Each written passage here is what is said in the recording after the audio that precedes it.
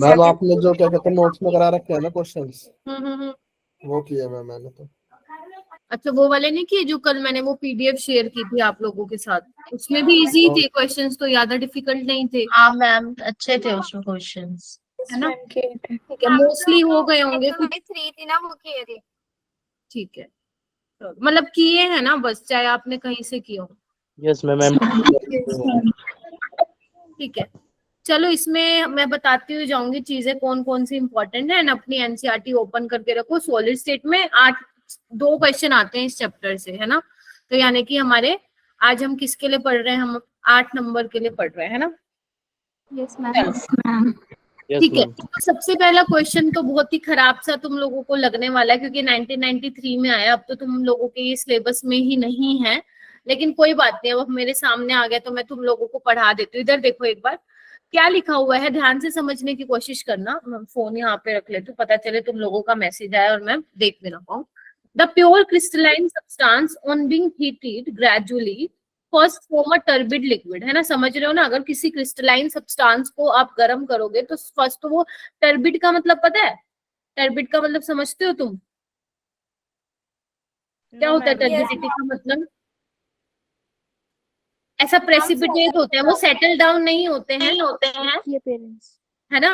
वो ऐसा प्रेसिपिटेट से देखते हैं। जैसे हमने उसमें पढ़ा था ना, क्या नाम है, ऑर्गेनिक में पढ़ते हैं कि वो टर्बिडिटी 1 मिनट में आ जाती है। तो ऐसा वो पूरा आपको क्लियर सॉल्यूशन नहीं दिखता है। मिल्कीनेस। हाँ, milkiness is the correct word to describe turbidity. ठीक है, at constant temperature and still at higher temperature turbidity complete disappear. The behaviour is characteristic of substance forming.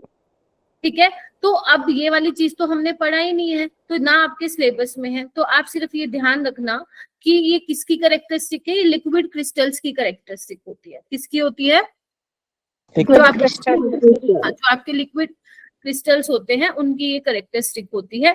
याद रहे तो बहुत अच्छी बात है, नहीं याद करे तो भूल जाना। चलो अब यहाँ से, लेकिन मुझे, हाँ जी बेटा बोलो। यहाँ पे क्या बताना चाह रहे हैं, मेरे को नहीं आया। तो यहाँ पे ये पूछना चाह रहे हैं कि जो ये पूरा इन्होंने ये लिख के दिया है ना, ये किसकी कैरेक्टरिस्टिक है? लिक्विड क्रिस्टल की है। आइसोमेरिक क्रिस्टल्स होते हैं, अलग अलग टाइप के क्रिस्टल्स होते हैं।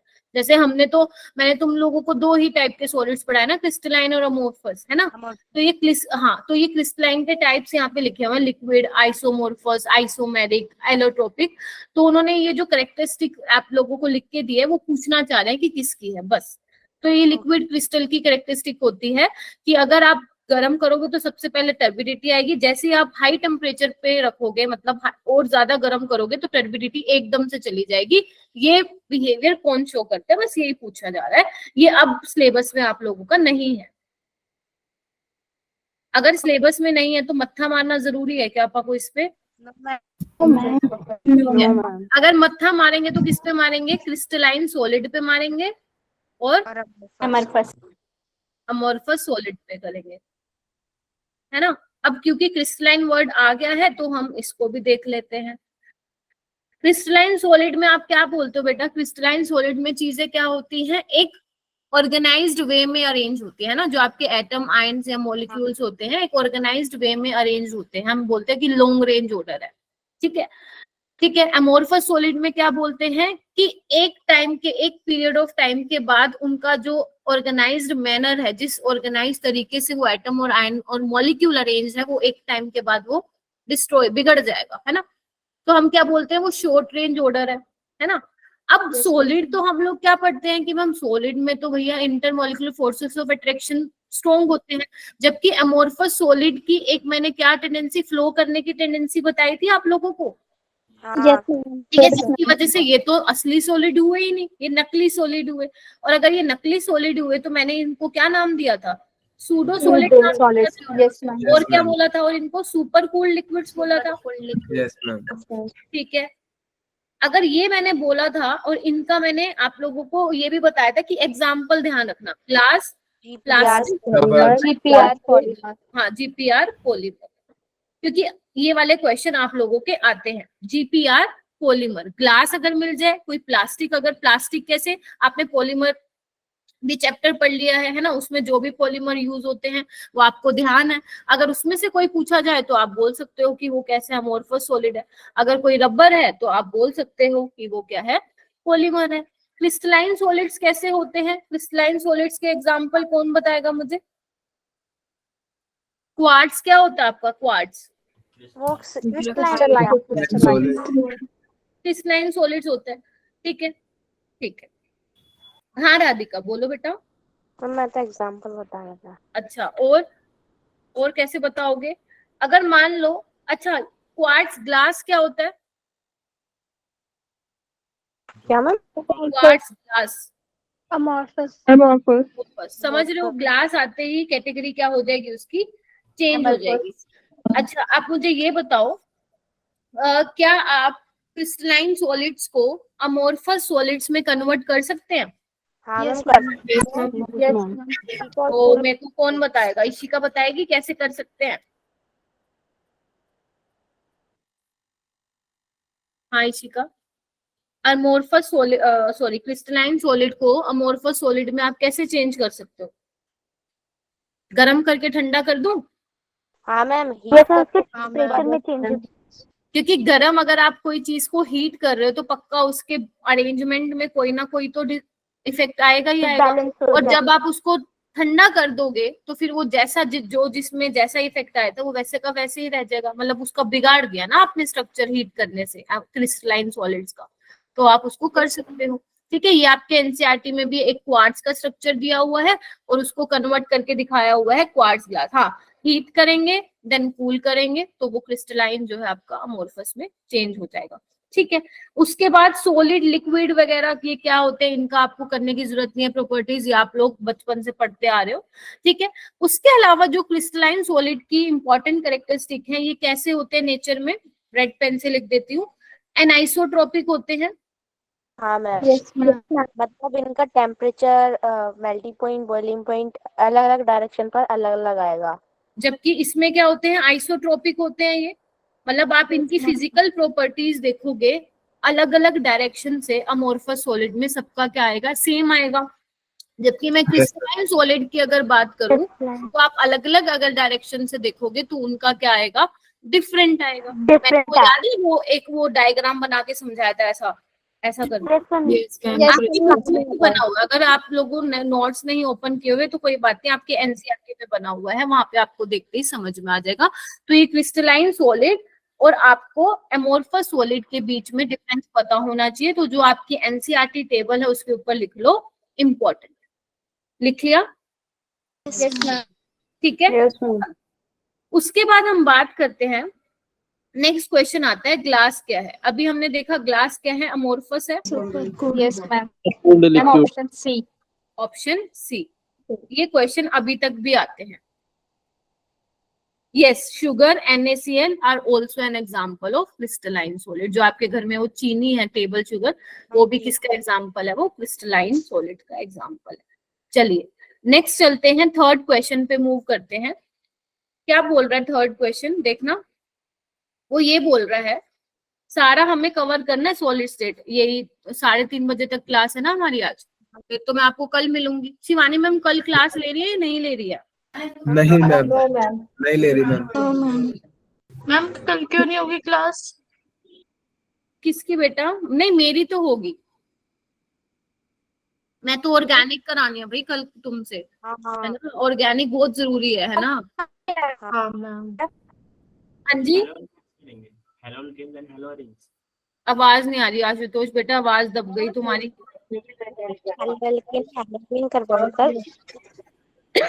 चलो ठीक है, इस क्वेश्चन को देखो, आवाज नहीं आ रही। जिसने बोला ना आशुतोष बेटा चैट बॉक्स में लिख दो, आवाज नहीं आई तुम्हारी मेरे को। मैम हेलो एल्केनो, हेलो एरिन कर। अच्छा ये पूछ रहे हो? हाँ okay. Halo alkane 5 chapter total कराने हैं मुझे तुम लोगों को। ठीक है चलो इस पे आओ। कल की टेंशन कल का देखेंगे। Most crystal show good cleavage because there atom molecules and ions. वो जल्दी बताओ। Strongly bonded together. नहीं स्ट्रांगली प्लेन्स में अरेंज करते नहीं हैं। होती। हाँ डी ऑप्शन यही तो बताया था, यही तो करेक्टरिस्टिक्स होती है क्रिस्टलाइन सॉलिड की, कि उनका अच्छा क्लीवेज किस वजह से होता है? क्योंकि जो अरेंजमेंट होती है एक ऑर्गेनाइज्ड मैनर में होती है। ठीक है, ये पहले टाइम में ये टर्म्स यूज कर रहे हैं अरेंज इन प्लेन्स। है ना। लेकिन अगर अब क्वेश्चन आता है तो जैसा हमने पढ़ा हुआ है वैसे ही आएगा, है ना। जैसे जैसे टाइम बदल रहा है क्वेश्चन को ट्विस्ट करके वो पूछेगा, लेकिन ये क्वेश्चन अभी भी पूछा जाता है, ठीक है। तो इसलिए मैं बोल रही हूँ क्रिस्टलाइन और अमोर्फस सॉलिड को अच्छे से पढ़ के जाना, जो जो मैं बता रहे, हाँ, geometrical shape, regular pattern, long range order, ठीक है। चलो नेक्स्ट आप ये देखो, ये वाला भी आपके अब सिलेबस में नहीं है, लेकिन आप ये देखते ही इसका आंसर जरूर बता दोगे मेरे को। The ability of a substance to assume two और मोर क्रिस्टलाइन स्ट्रक्चर, टू और मोर Polymorphism. पॉलीमर, पॉली मतलब होता है हमें दो या दो से ज्यादा, ठीक है। तो ये देखते ही पता चल रहा है। अब आप इसको ना सर्च करने मत लग जाना, ये आपके सिलेबस में नहीं है, आप इसे लीव कर सकते हैं, ठीक है बच्चे। आगे चलो मैं, Yes, ma'am. अब आगे देखो 2000 में कितना, 2000 में 2000 में कितना इजी क्वेश्चन पूछा है। Cation and anion combines in a crystal to form following type of compound. Ionic. Example क्या है इसका, NaCl है। हाँ, इसका लैटिस हमने देखा था ना, इसका लैटिस हमने देखा था, ठीक है। लैटिस क्या होता है, 3D अरेंजमेंट होता है स्पेस में, है ना। और उसका जो सबसे छोटे वाला जो पार्ट होता है उसको हम क्या बोलते हैं, यूनिट सेल, जिसको आप हर डायरेक्शन में रिपीट करके क्या खड़ा कर रहे हो, लैटिस खड़ा कर रहे हो, मतलब लैटिस बना रहे हो बेसिकली, है ना।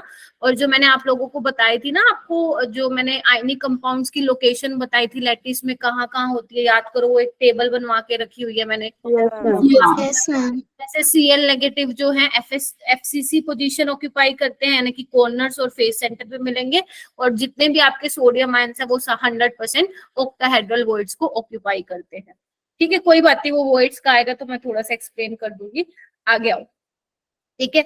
नेक्स्ट क्वेश्चन पे आओ। For 2 ionic solid calcium oxide है और एक है Ki, है ना। आप लोगों से पूछा है identify the wrong statement among the following. तो सबसे पहला तो है बच्चे रोंग बताना है। ऐसे वाले क्वेश्चन में तो अब आई होप कि ये वाली सिली मिस्टेक्स तो आप लोग नहीं करते होगे, है ना, जिसमें आप लोगों को ये देखना हो रोंग स्टेटमेंट करेक्ट स्टेटमेंट, है ना। अब तो आप इसमें नहीं करते होगे। अगर कोई बच्चा अभी भी कर रहा है तो वो सिली मिस्टेक है, अभी के अभी इम्प्रूव कर लो वो वाली। टाइम के साथ रहते रहते FSTs में अगर हो रही हैं तो कोई बात नहीं, लेकिन फाइनल एग्जाम में मत करना प्लीज। तो सबसे पहले आपको ये बोल रहा है कि calcium oxide has high melting point, ठीक है। दूसरा बोल रहा है lattice energy of calcium oxide is larger than Ki। ये तो बिल्कुल ठीक है, क्योंकि हम किसको देख रहे हैं, चार्ज को देख रहे हैं, चार्ज वाला फैक्टर ज्यादा डोमिनेंट होता है, तो ये तो ठीक स्टेटमेंट है। Ki का हाई मेल्टिंग पॉइंट है, आयनिक है तो मेल्टिंग पॉइंट तो ज्यादा होगा ही होगा, ठीक है। उसके बाद Ki is soluble in benzene, ये सही है क्या? Yes ma'am. सही है? गलत है, गलत नो मैम, गलत है। स्टेटमेंट इनकरेक्ट है, स्टेटमेंट इनकरेक्ट है, बट आंसर यही आएगा, क्योंकि Ki जो है आयनिक है, तो आयनिक तो भैया फिर पोलर लाइक डिसोल लाइक वाला हम देखेंगे। बेंजीन में तो ये सोलुबल हो ही नहीं पाएगा। तो ये सिंपल सा लैटिस एनर्जी पे कंसेप्ट है। लैटिस एनर्जी का हमने ऑलरेडी कहाँ देखा था, बताना एक बार। लैटिस एनर्जी हमने कहाँ पढ़ी थी, जल्दी बताओ। अरे भूल गए क्या? लैंसी चैप्टर कहाँ पढ़ा था फिर? हम शायद से केमिकल वाले में, केमिकल बॉन्डिंग में पढ़ा था हमने, याद करो। Yes ma'am. टेबल लर्न हो गई ना वो वाली क्रिस्टलाइन अमोर्फस सॉलिड वाली, साथ साथ मेरे बैठ के करना तुम लोगों ने, ठीक है। सामी आई है क्या? Yes, ma'am. अच्छा सामी आई है, दिव्यानी नहीं आ रही। दिव्यानी बाकी क्लासेस में आ रही है क्या? नहीं मैम। बात करनी पड़ेगी उससे। चलो छोड़ो, इधर देखो। उसके बाद है crystal lattice and unit cell. अब देखो यहाँ पे एक ही क्वेश्चन आया हुआ है 1991, और यही क्वेश्चन अंकुश पेपर दिया था ना 2022 में आया हुआ था क्वेश्चन इससे। Yes ma'am. समझ रहे हो, 1991 में क्वेश्चन आया हुआ है और सेम क्वेश्चन 2022 में भी रिपीट हुआ हो। तो कई बार जो पुराने क्वेश्चन होता है ना वो भी इंपॉर्टेंट होता है। अब कोई बच्चा तो ये सोचेगा मैम 1991 में है, मैं तो छोड़ के जाऊंगा ये, ठीक है। कोई बात नहीं, लेकिन मैंने क्लास में बताया हुआ है कि ये वाला तो भाई छोड़ के जाना नहीं है तुम लोगों को। कि टोटल कितने क्रिस्टल सिस्टम है तुम लोगों के? 7। Yes, ma'am. रिवाइज करा दूं एक बार फटाफट? हाँ Yes, ma'am. Yes. चलो इधर आओ। कैसे लिखवाया था मैंने? आप लोगों ने जैसे भी लर्न किया हो अच्छी बात है, लेकिन आप लोगों को आना चाहिए। मैंने ऐसे करवाया था क्लास में, CTO MTTH। चलो ठीक है। अब C से क्या है? क्यूबिक है, ये मैं यहाँ पे लिख दे रही हूँ। तुम लोग ना फटाफट से अपनी नोटबुक निकालो और इसके वो लिखो, एज लेंथ लिखो, उसके एंगल्स लिखो, लिखो जल्दी। जब तक मैं ये नाम लिख रही हूँ, टेट्रागोनल, फिर तुमसे ही पूछूंगी। टेट्रागोनल, इशिका तुम भी। Orthorhombic, monoclinic, triclinic, triclinic, trigonal, इसको रोम्बोहेड्रल भी बोल सकते हो, और हेक्सागोनल। ये आपके 7 क्रिस्टल सिस्टम होते हैं। 7 क्रिस्टल सिस्टम होते हैं ये आपके, ठीक है। इनके आपको क्या क्या पता होनी चाहिए? एंगल्स क्या होने हैं इसके, ठीक है। इनके एजेस क्या होंगे, इक्वल होंगी नहीं होंगी, ये सब आप लोगों को पता होने चाहिए। तो सबसे पहले हम स्टार्ट करें। Yes, ma'am. क्यूबिक में क्या होता है? छोटा छोटा लिखना पड़ेगा। इसमें A B C तीनों ही क्या होते हैं? इक्वल होते हैं। डायग्राम भी मैंने आप लोगों को दिखाए थे, अगर आपको याद हो, इसके डायग्राम भी दिखाए थे, एनसीईआरटी में भी बने होते हैं, ठीक है। इनके जो एंगल होते हैं अल्फा बीटा गामा, तीनों ही 90 डिग्री होते हैं, म्यूचुअली परपेंडिकुलर होते हैं। मेरे पास स्पेस नहीं आ गया, ठीक है। उसके बाद टेट्रागोनल में क्या होता है? मैंने कहा था कि एक क्या कर दो, इसको नॉट इक्वल कर दो, C unequal हो जाएगी. Not equal to T unequal हो जाएगा, है ना? हाँ, Yes, ठीक है। ma'am. और ये क्या रहेगा? सेम रहेगा एंगल, यस बताओ। Yes, ma'am. चलो ठीक है, एंगल सेम रहेगा। ऑर्थोरोम्बिक में क्या करो? अब दोनों को ही अनइक्वल कर दो, अनइक्वल ये सेम रहेगा. रहेगा, ठीक है। अब मोनोक्लिनिक में भी अनइक्वल रहेगा, ट्राइक्लिनिक में भी अनइक्वल रहेगा। ट्राइगोनल में मैंने कैसे बोला था? दोबारा ऊपर वाला आ जाओ, A B C, बराबर और हेक्सागोनल में नीचे वाला आ जाओ। C unequal हो जाएगा. यानी कि ये वाला तो हो गया काम हमारा खत्म, है ना। And what about angle in triclinic? Ma'am alpha beta gamma तीनों के तीनों 90 के इक्वल नहीं होंगे। मेरे पास स्पेस कम है, थोड़ा संभाल लेना, ठीक है। उसके बाद मोनोक्लिनिक में क्या होता है? मैम दो तो 90 डिग्री के होते हैं और एक 90 डिग्री का नहीं होता। हाँ, कोई भी वो दे सकते हैं आपको, चाहे वो बीटा दे, बस ये ध्यान रखना 2 90 के होते हैं और एक 90 का नहीं होता, ठीक है। ट्राइगोनल में क्या होता है? सेम तीनों होते हैं, लेकिन वो 90 डिग्री के इक्वल नहीं होते हैं। ये किसकी बात है? ट्राइगोनल या रोम्बोहेड्रल। What about hexagonal? कि दो तो 90 के होते हैं और एक 120 हो गया तुम्हारा 4 नंबर का क्वेश्चन। अब इसमें से क्या क्या क्वेश्चन बनेंगे? जैसे कि ये तुम्हें दिया हुआ है, four orthorhombic system axial ratio और इतना इतना एक्सियल एंगल पूछ रखा है। ये तो इजी पूछ लिया उसने, है ना, लेकिन कंसेप्ट वही रहेगा, थोड़ा सा घुमा के देगा। या आपसे ये भी पूछ सकता है कि सबसे ज्यादा सिमेट्रिकल सिस्टम कौन होगा, तो आप बोल दोगे क्यूबिक है ना। सबसे ज्यादा अनसिमेट्रिकल सिस्टम कौन है, वो आप बोल दोगे ट्राइक्लिनिक है, ठीक है। ये वाली चीजें ध्यान रखनी है, ठीक है। उसके अलावा मैंने आप लोगों को एक और चीज बताई थी, ट्राइक्लिनिक के एंगल, ये रे बच्चे, अच्छा दिख नहीं रहा है क्या? इसको कर लो, अल्फा बीटा गामा ना तो वो तीनों इक्वल होते हैं और ना ही उनका एंगल बेटा 90 डिग्री के इक्वल होता है। मैं यहाँ पे लिख दे रही हूँ, 90 डिग्री के भी इक्वल वो नहीं होते हैं। किसकी बात कर रही हूँ मैं? ये ट्राइक्लिनिक की बात कर रही हूँ, ठीक है। अब जो आपके एनसीईआरटी, अगर आप लोगों ने एनसीईआरटी की बुक ओपन की हुई है तो आप देख रहे होंगे कि उसके साथ उसके एग्जांपल्स भी लिखे हुए हैं। जैसे मान लो अगर मैं ट्राइक्लिनिक के एग्जांपल बताऊं तो उन्होंने लिखा हुआ है potassium dichromate, copper sulphate, boric acid. तो ये आप लोगों को नहीं करना है, ठीक है। सिर्फ एक रीड कर लेना, ठीक है, नजर मार लेना, आप लोगों को लर्न नहीं करने नहीं आते हैं। इसमें लर्न आपको क्या करना है, जो आपके ना ये दिया होगा, ध्यान से देखो, ट्राइक्लिनिक के साथ लिखा हुआ है कि उसमें जो यूनिट सेल है वो प्रिमिटिव यूनिट सेल है, लिखा हुआ है। मोनोक्लिनिक में लिखा हुआ है इसमें प्रिमिटिव और एंड सेंटर्ड यूनिट सेल है, तो ये आपको याद रखना है, ठीक है। टोटल ब्रेविस लैटिस कितने होते हैं ये भी आपको ध्यान रखने हैं, 14। तो इनको आप काउंट करो, देखो 14 ही आ रहे होंगे, करना काउंट। जो ये प्रिमिटिव एंड सेंटर्ड सबको मिला के देखो, इसमें क्या आ रहे होंगे? 14 ही आ रहे हैं। देखो मैम बॉडी सेंटर कितने होंगे? क्या हुआ परम? बॉडी सेंटर यूनिट कितने होंगे? 14। हाँ हाँ, बॉडी सेंटर्ड कितनी होंगी, देखो कितनी होंगी, इसमें काउंट करो कितनी कितनी है। एक तो क्यूबिक में है, एक टेट्रागोनल में, एक ऑर्थोरोम्बिक में, तो 3 तो यही होगी, तो टोटल 3 है इन 14 में से। ठीक है परम, अभी तो आप जब तक आपका एग्जाम नहीं हो जाता ये करना है, सिंपल है बिल्कुल। ट्राई, आपको ऐसे ध्यान रखना है, देखो ट्राई क्लिनिक में क्या, देखो जो मैंने नीचे नीचे ये 3 लिखे हुए हैं ना, इसमें सिर्फ कौन सा यूनिट सेल प्रिमिटिव वाला है, देखो एक बार चेक करो, ट्राई क्लिनिक में भी, ट्राइगोनल में भी और हेक्सागोनल में भी, देखो एक बार चेक करो। Yes ma'am. ठीक है, तो ये तो तुम्हारा वैसे ही हो गया।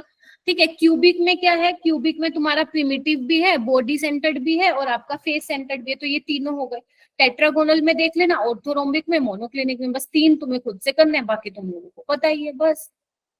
ठीक है, तो हो सकता है 2000 में ऐसा हो सकता है कि 2022 में ऐसे रिलेटेड कोई क्वेश्चन पूछा हो सकता है अब 2023 में ऐसे कोई क्वेश्चन पूछ रहे, जैसे अभी परम ने पूछा है कि बीसीसी वाले कितने होंगे, है ना, एंड सेंटर्ड वाले कितने होंगे, प्रिमिटिव वाले कितने में होंगे। आया कब आया बेटा? मैम 21 में। हाँ देखो ऐसे आए हुए क्वेश्चन। हाँ बेटा बोलो। मैम 7th का आंसर बी होगा। हाँ 7th का आंसर बी होगा, ऑर्थोरोम्बिक में अल्फा बीटा गामा जो होगा 90 डिग्री के इक्वल। चलूं आगे? मैम ये टेबल इम्पोर्टेंट है ना? हाँ हाँ बिल्कुल इम्पोर्टेंट है बेटा, तभी तो मैंने रिवाइज करवाई, नहीं तो मैं छुड़वा देती यहीं पे। Okay ma'am. चलूं आगे? चलो अभी लगे हाथ ये भी देख लेते हैं, इसको मैं थोड़ा इरेज कर दूं क्या, अगर किसी ने ये लिख लिया हो? Yes ma'am. ठीक है मैम चलो, इसमें देखना एक बार, प्रिमिटिव यूनिट सेल में क्या होता है? हम जो कंस्टिट्यूएंट पार्टिकल होते हैं कॉर्नर पे प्रेजेंट होते हैं। जो कंस्टिट्यूएंट पार्टिकल्स होते हैं आपके, चाहे एटम हो, आयंस हो, मॉलिक्यूल्स हो, वो किस पे होते हैं? Only at corner. और उनका कंट्रीब्यूशन कितना होता है? 1/8। 1/8 1/8 होता है। तो टोटल एटम्स कितने होंगे पर unit cell? Ma'am 1 1 into 1/8 into 8 that is 1। ठीक है जी, बोलो। Yes ma'am. ठीक है, लगे हाथ हम उसका भी कर लेते हैं, फेस सेंटर्ड का भी कर लेते हैं। इसमें क्या होगा, कॉर्नर्स पे होंगे प्लस फेस सेंटर्ड पे होंगे। कॉर्नर पे कंट्रीब्यूशन हमने ऑलरेडी देखा, 1/4 मतलब टोटल एटम 1/8 इंटू 8 होगा, प्लस इसमें हाफ का कंट्रीब्यूशन होगा, और फेस पे कितने हैं? 6 हैं आपके। ठीक है 6 है, तो टोटल हो जाएगा 4 एटम। पीसीसी की बात करूं तो वो कॉर्नर पे होगा और एक बॉडी सेंटर में बैठा होगा। याद रहेगा ये, क्योंकि अगर ये याद नहीं रहा तो पैकिंग एफिशिएंसी नहीं निकाल पाओगे, है ना, किसी का रेडियस नहीं निकाल पाओगे, इसलिए ये आप लोगों को पता होना जरूरी है। पहले टाइम में तो डायरेक्ट क्वेश्चन भी पूछ लेते थे इससे, लेकिन अभी इतना इजी नहीं देंगे, थोड़ा सा घुमा के दे सकते हैं आप लोग क्वेश्चन, बट ये आना चाहिए। ठीक है चलो, उसके बाद ये भी बता दो कि प्रिमिटिव यूनिट सेल को मैं सिंपल क्यूबिक यूनिट सेल भी बोलती हूँ। हाँ मैम। Yes ma'am. देख पा रहे हो, एक से ही सारे कंसेप्ट निकल के आ रहे हैं। ठीक है, सिंपल क्यूबिक यूनिट सेल बोलते हो, कोऑर्डिनेशन नंबर क्या होता है इसका? 6।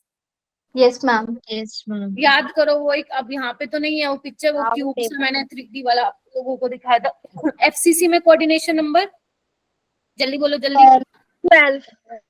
12। एचसीपी बोल दूं, अगर मान लो एफसीसी की जगह मैं एचसीपी बोल दूं, हेक्सागोनल क्लोज पैकिंग, या सीसीपी बोल दूं, तो उसमें भी क्या होगा कोऑर्डिनेशन नंबर?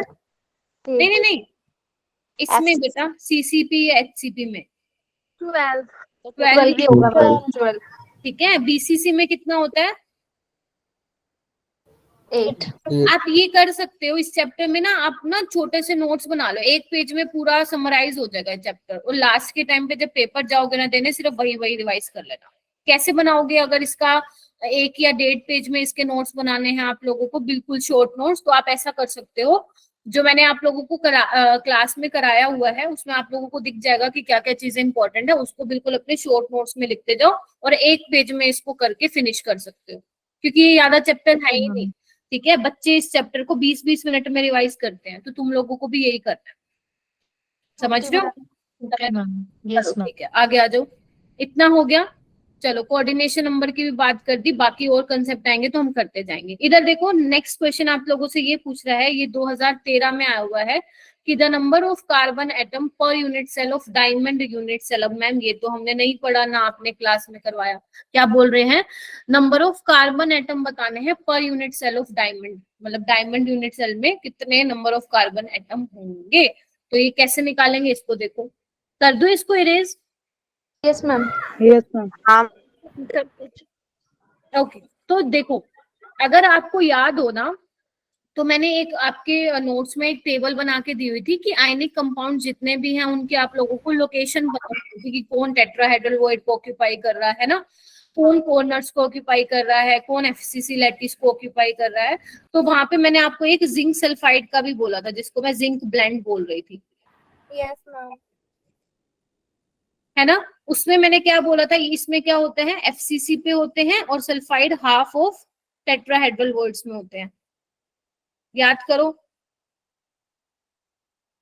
खोलो नोट्स खोलो, वहां पे तुम लोगों को याद आएगा लोकेशन, जिंक 2+ की लोकेशन और सल्फाइड आयंस की लोकेशन।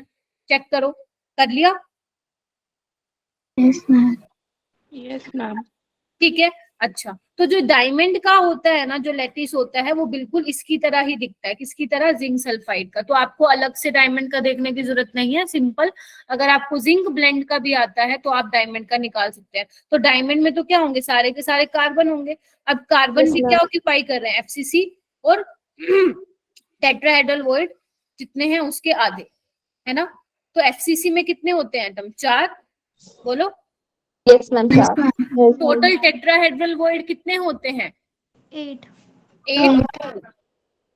तो हाफ है, तो 4 + 4 8, यानी कि 4 + 4 8 हो गया है। तो number of carbon atom per unit cell of diamond unit cell is 8। ठीक है। एक और चीज बच्चे ध्यान रखना, मैंने आप लोगों को बताया था, इधर देखो एक बार, सीसीपी अगर आपके पास लैटिस है, ध्यान से सुनना, सीसीपी अगर लैटिस है तो मैंने बोला था, अगर मान लो let number of atoms n है, या स्फीयर बोल लेते हैं हम क्योंकि हम उनको स्फीयर कंसीडर कर रहे थे, है ना, n है, तो इसमें ऑक्टाहेड्रल वॉइड भी कितने हो जाएंगे, टेट्राहेड्रल वॉइड कितने हो जाएंगे, 2. लेकिन अगर मैं मान लो एचसीपी की बात करूं, याद करो मैंने एचसीपी का भी एक केस बताया था, अगर ऑक्टाहेड्रल वॉइड इसमें n है, वैसे जनरली सीसीपी में ऑक्टाहेड्रल वॉइड कितने होते हैं, 4 होते हैं, टेट्राहेड्रल वॉइड कितने होते हैं, 8 होते हैं, जबकि एचसीपी में ऑक्टाहेड्रल वॉइड कितने होते हैं, 6 होते हैं, और टेट्राहेड्रल वॉइड इसके डबल कितने हो जाएंगे, 12।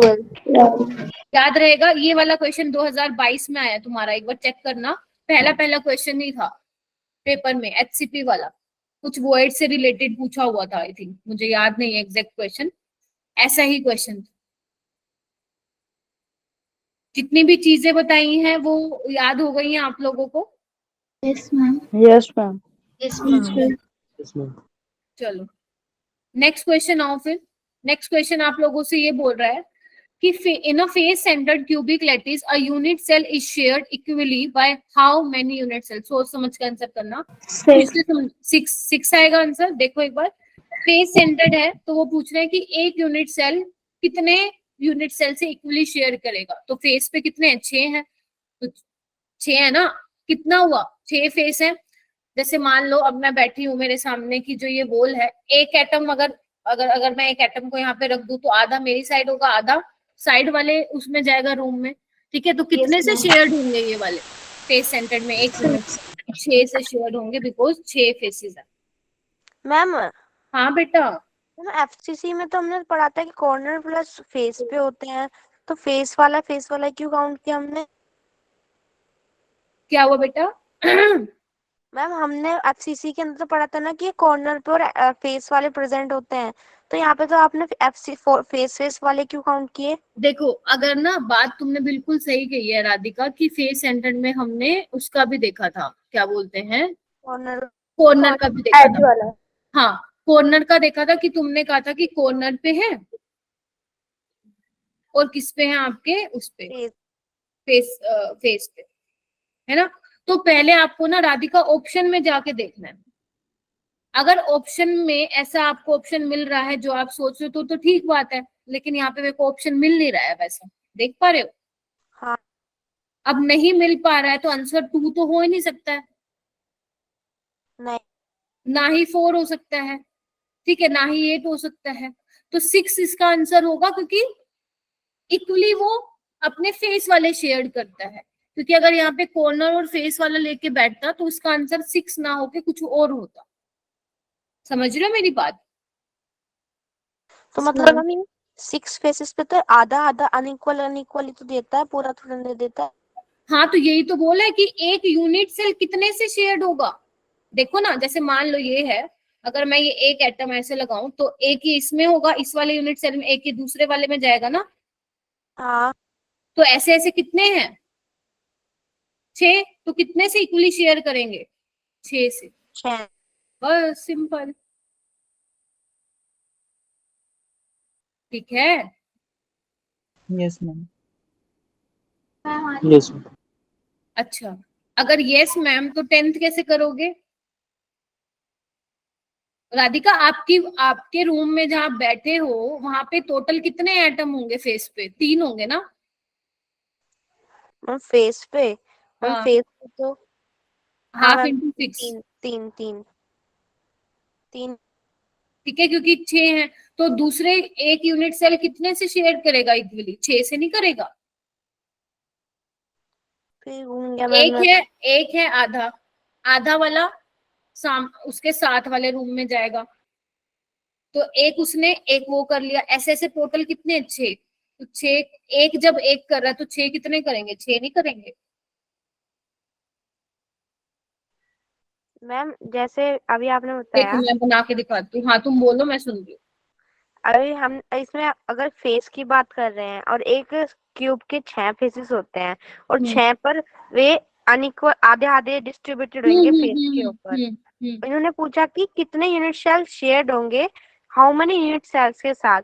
तो हम 6 यूनिट्स जो ये एटम है, एटम जो शेयर्ड हो रहा है उसके लिए पूछ रहे हैं, या फिर उन यूनिट सेल्स को पूछ रहे हैं जिसके अंदर ये 3 एटम जाएंगे। जो ये यूनिट सेल है ना, मैं इसकी बात कर रही हूँ बस।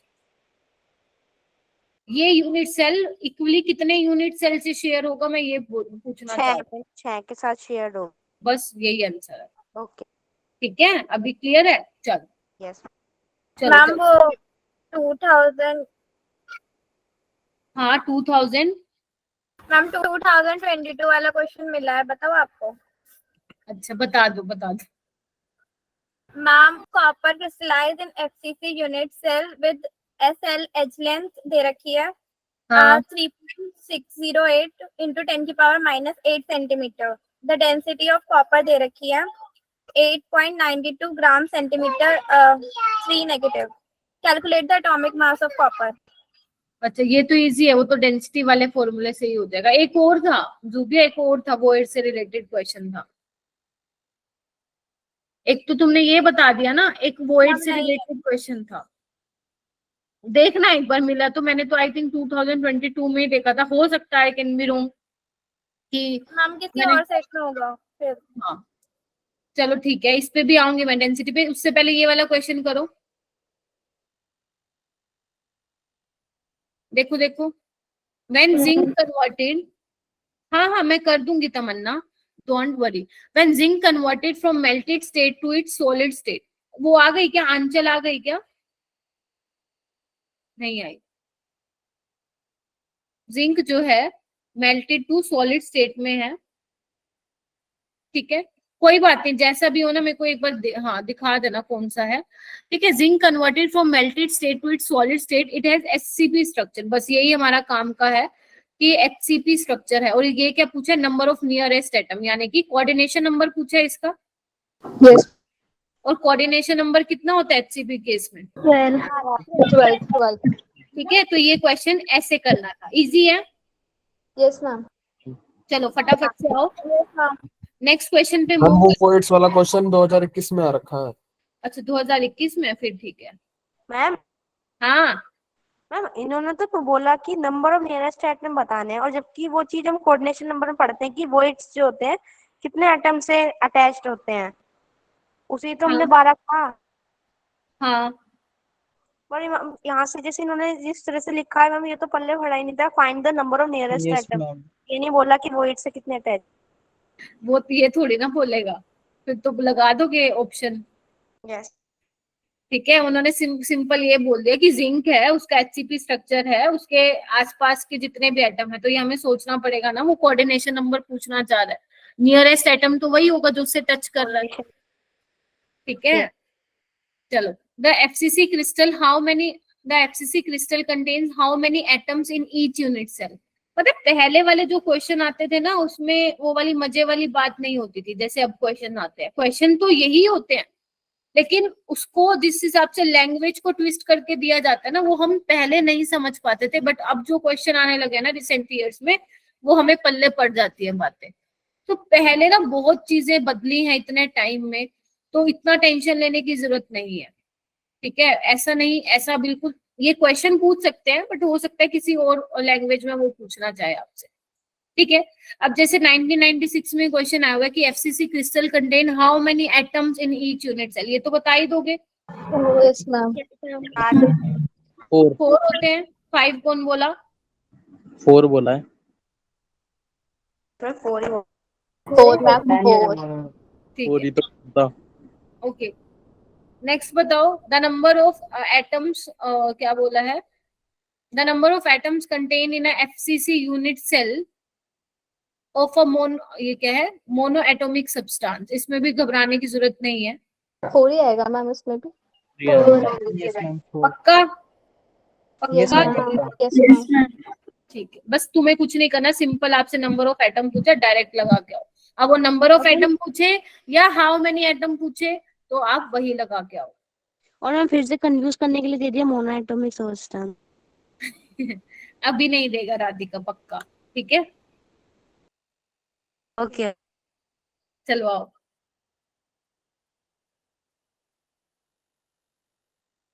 हम तो उसकी बात कर रहे हैं, वो देखो, वो चाहे पार्टिकल्स लिखा हुआ है ना, चाहे फिर वो एटम्स की बात करे या आयंस की बात करे, मॉलिक्यूल्स की। अब मॉलिक्यूल्स की बात करेगा तो कोई मॉलिक्यूल की बात करे, अगर वो किसी एटम की बात कर रहा है तो फिर वो किसी एक एटम की बात कर रहा है, Na की कर रहा है, Cl की कर रहा है। कोई मॉलिक्यूल होता तो कोई मॉलिक्यूल देख के रखता, कंसेप्ट सेम होगा। अब जब मैंने आप लोगों को ये समझाया था कि FCC में जो कंस्टिट्यूएंट पार्टिकल्स हैं, अब आपने देखा होगा कि मैं स्पेसिफिकली नाम लेके नहीं बोलती थी इनका, मैं सिंपल बोल देती थी वो पार्टिकल आपका एटम हो सकता है, वो आयंस हो सकते हैं या मॉलिक्यूल हो सकते हैं। ठीक है, अगर कंसेप्ट क्लियर है तो इनमें से कुछ भी दे दे, घबराना नहीं। चलो, प्रिया भी बहुत अच्छे अच्छे क्वेश्चन पूछती है। चलो आ जाओ, 13 क्वेश्चन देखो। A compound is formed by cation C and anion A। ठीक है, क्या लिखा हुआ है? एक कंपाउंड है, किससे मिलके बना है वो? देखना एक बार। कैटायन और अनायन। अनायन बोल रहे हैं वो HCP लैटिस फॉर्म कर रहे हैं, HCP लैटिस। ठीक है, और जो कैटायंस हैं वो 75% कर रहे हैं ऑक्टाहेड्रल वॉल्ट। तो निकालो, इसका आंसर निकालो आप लोग।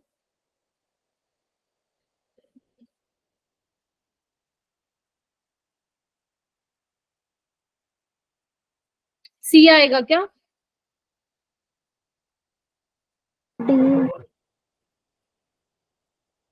नो मैम, डी आएगा।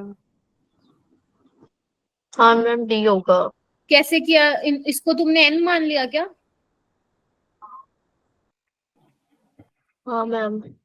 और इसको क्या किया होगा? ये किया होगा, यस मैम। आ गया होगा answer. Yes ma'am. Yes ma'am. Yes ma'am. Ma'am N को हमने 6 करके तो आ जाएगा। यही आया क्या? डी आया सबका? Yes ma'am. Yes yes ma'am. C कौन बोल रहा था फिर? सी भी आई थिंक कोई बोल रहा है। नहीं नहीं, डी डी बोला है सबने।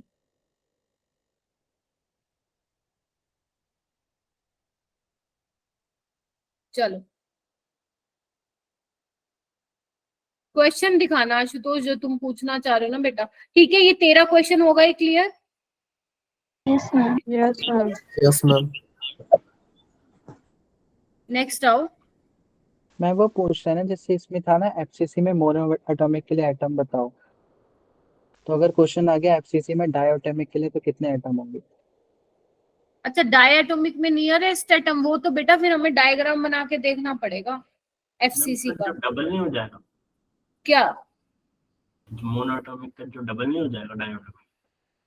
नहीं देखो, हाँ अगर मान लो वो एक एटम की बात कर रहे हैं डायटोमिक में, नहीं मैं ऐसे नहीं बता पाऊंगी, मेरे को उसका डायग्राम बनाना पड़ेगा। क्या नाम है, यस मैम, स्ट्रक्चर से ही होगा। स्ट्रक्चर से होगा ये वाला क्वेश्चन, ऐसे नहीं बता पाओगे, ऐसे तो गलती कर दोगे। सॉलिड स्टेट में डायरेक्ट क्वेश्चन आप बता ही नहीं सकते, तो स्ट्रक्चर बना के करना पड़ेगा। जैसे मैंने आप लोगों को सिखाया था ना वो बीसीसी वाला, ऐसा पूरा बॉडी डायगोनल बना के उस पे मैंने ये एटम्स प्लेस किए थे ऐसा करके, तो वो पूरा ऐसा चेक करना पड़ेगा कि वो किसका पूछना चाह रहा है, एग्जैक्ट क्वेश्चन क्या है। क्योंकि सॉलिड स्टेट एक ऐसा चैप्टर है जहाँ पे हमारे पास अगर पूरे क्वेश्चन की इंफॉर्मेशन नहीं होगी ना, हम बता नहीं पाएंगे उसका आंसर। ठीक है, तो वो क्वेश्चन देख के करेंगे। मैम क्या हुआ था इसका? मैम गूगल पे ना बिल्कुल एग्जैक्ट पिछले साल के पेपर्स नीट के अवेलेबल नहीं होते हैं। नहीं, मिल जाएंगे आपको प्रीवियस ईयर के। मैम मैंने ढूंढा था लेकिन पता नहीं अलग अलग तरह से ही पेपर आ रहे थे। मेरा पेन फिर गिर गया, बहुत पेन गिरते हैं मेरे, एक मिनट। तुम लोग नेक्स्ट वाला करो।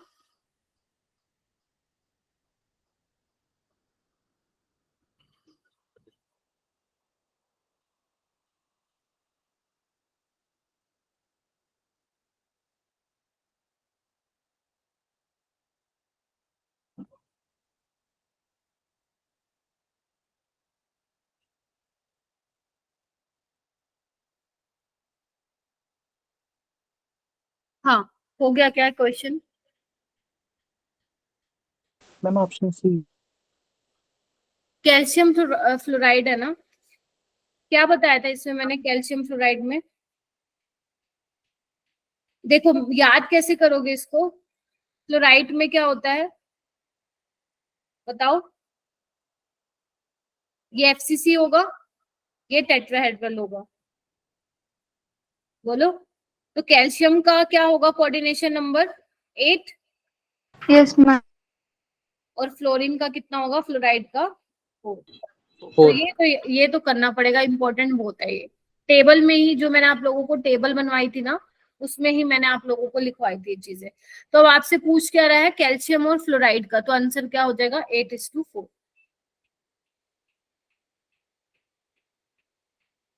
ठीक है, आगे यस चलो। Ma'am, yes ma'am. The ionic radii of A+ and B negative, अब यहाँ पे वो रेडियस रेशियो वाला आएगा, वो अपनी टेबल ओपन करके बैठो सारे के सारे, जो मैंने आप लोगों को वो टेबल बनवाई थी ना रेडियस रेशियो वाली, वो वाली। The ionic radii of A+ and B negative इतना इतना दिया हुआ है, कोऑर्डिनेशन नंबर। तो रेडियस रेशियो रूल से आप ये बता सकते हो कि ये इसका कोऑर्डिनेशन नंबर क्या है। ठीक है, तो आप निकालो रेडियस रेशियो क्या होगा, फिर उसके करस्पॉन्डिंग देखो वैल्यू किसके बीच में आ रही है, तो वही उसका कोऑर्डिनेशन नंबर भी होगा।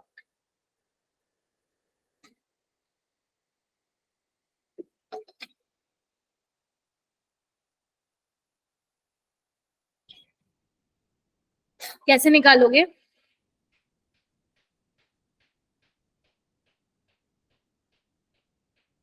आप लोगों ने पता सॉलिड स्टेट अभी कितना पड़ा है? सिर्फ 20%। मतलब जो आपके नीट में, मतलब जो आपका 12th में आना है, जितना आपको 12th में सीखना है वो अभी आपने सिर्फ 20% सीखा है, आपने 80% तो अभी सीखा ही नहीं। ठीक है, तो तभी जो तुम ये लोग जो चीजें पूछते हो ना, इसके पीछे बहुत वो बोलते हैं ना, बड़े बड़े डायग्राम होते हैं जो बड़े बड़े भयानक से दिखते हैं, जिसको हमें समझना पड़ेगा। ठीक है, तो अभी तुमने सिर्फ 20% सीखा है, और 20% में ही काम चल रहा है तुम लोगों का। अच्छा, इसका आंसर जल्दी मेरे को बताओ कि होगा क्या? 0.98 into 10⁻10 divide by 1.81 into 10⁻10। Arshita कह रही है सी। अच्छा, आंसर क्या है इसका? 0.54 1 54 या 0. 0.54 है। यस मैम यही आंसर ठीक है, तो ये किसके बीच में लाई कर रहा 0.541 है? 0.414 से 0.732 के बीच में लाई कर रहा है। तो इसका कोऑर्डिनेशन नंबर क्या होगा? 6 हो गया। एग्जाम्पल क्या है इसका? NaCl। यस मैम ये ऑक्टाहेड्रल का है ना? हाँ, ठीक है। नेक्स्ट आओ, the number of octahedral void per atom present in CCP structure is. सोचो इसको, ये मैंने आई थिंक क्लास में भी करवाया था। The number of octahedral void per atom कितने प्रेजेंट है? हाँ नामिक, हाँ बोलो। 1। बाकी क्या कहते हो? 1 हमें ये पता है बच्चे, CCP में ऑक्टाहेड्रल वॉइड होते हैं 4। मतलब अगर 4 एटम है तो 4 ही ऑक्टाहेड्रल वॉइड होंगे। अब ये पर एटम, एक एटम की बात कर रहा है, तो पर एटम कितने ऑक्टाहेड्रल वॉइड होंगे? एक के लिए 1। 1 क्लियर है? Yes ma'am. ठीक है। तुम लोग थके पड़े हो क्या थोड़ा सा? मतलब ऐसा लग रहा है तुम लोगों को देखकर। कितनी क्लासेस हो गई तुम्हारी? 2 हो चुकी हैं क्या ऑलरेडी? यस हाँ मैम, ये लास्ट होती है। तभी इतना एग्जॉस्ट हो रखे हो। चलो ठीक है, ये वाला क्वेश्चन करो, 17 वाला। Structure of a mixed oxide is a CCP. The cubic unit cell of mixed oxide is composed of oxide ions. लिखो इसको, oxide ions, ठीक है। 1/4 of the tetrahedral void are occupied by divalent. मान लो ये A2 plus है, उसने कितना occupy किया हुआ है? 1/4 of tetrahedral void। देख पा रहे हो सारे? ये तुम लोग भाग क्यों रहे हो? थक गए हो क्या? ये अब नहीं आता है ये चैप्टर, ये आता है बहुत अच्छे से। मैम आज रिवाइज ढंग से करके नहीं बैठे। इधर देखो, A2 प्लस जो डाइवेलेंट मेटल है वो क्या है? 1/4 तो टेट्राहेड्रल वॉइड ऑक्यूपाई कर रहा है, ठीक है। इधर देखो, और जो मोनोवेलेंट मेटल है वो ऑक्टाहेड्रल वॉइड ऑक्यूपाई कर रहा है। तो मैं वही तो करवा रही हूँ ना, तो पढ़ लो ना यहाँ पे, ठीक है। और ये है CCP। अब जल्दी से इसका आंसर बताओ मेरे को। पर मैंने तो अभी कराया था ना ये चैप्टर बोर्ड्स के बाद, अभी तो एक महीना भी नहीं हुआ शायद।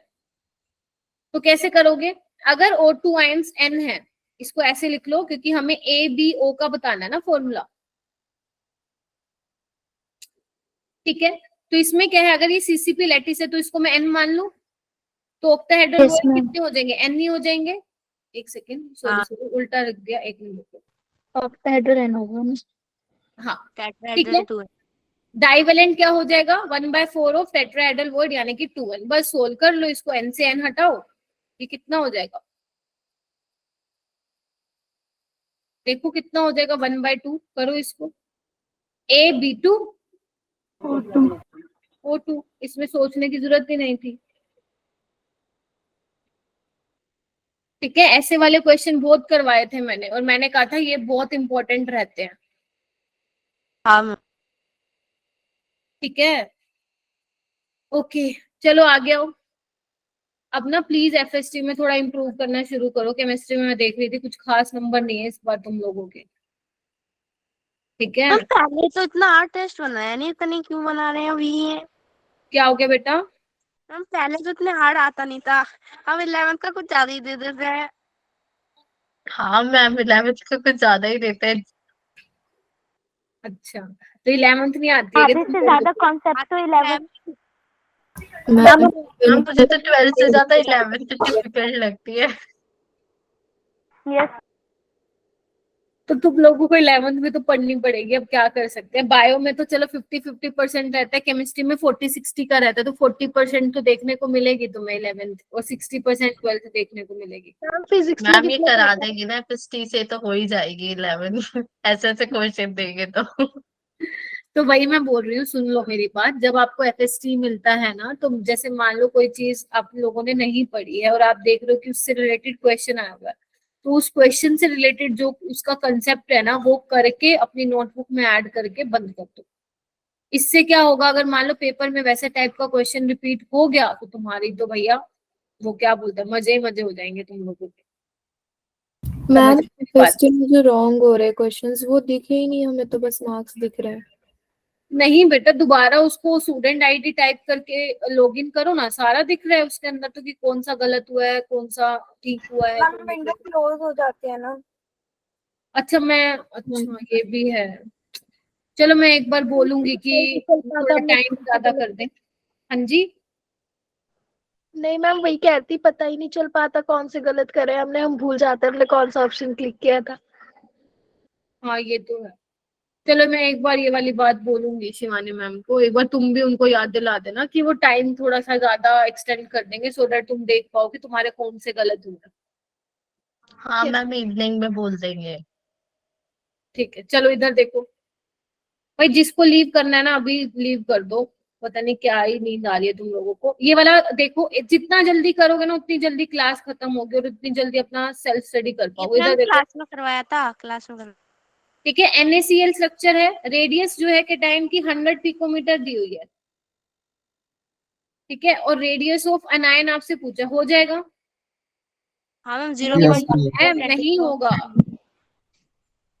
R प्लस क्या है, R नेगेटिव बता रहा है। एक बात बताओ, NaCl के लिए रेडियस रेशियो कितना होता है? पहले तो आप लोगों को वो पता होना चाहिए, रेंज। हाँ मैम रेंज मुझे पता है, आप लोगों को पता होनी चाहिए, इतनी होती है। अब आपसे अनायन की रेडियस पूछी है, अनायन की रेडियस क्या होगी? ज्यादा होगी तो मुझे वैल्यू कौन सी लेनी पड़ेगी? कम लेनी पड़ेगी। क्लास में भी करवाया था ये मैंने। ठीक है, तो 100/R नेगेटिव, यहाँ से आंसर निकाल लेना, तुम लोगों को आंसर आ जाएगा। क्लियर है जुबिया? सी आ रहा है। सी आ रहा है इसका आंसर, तो इसका आंसर सी मार्क करेंगे आप लोग, 241.5। क्लियर है सभी को? जल्दी बोलो। Yes ma'am.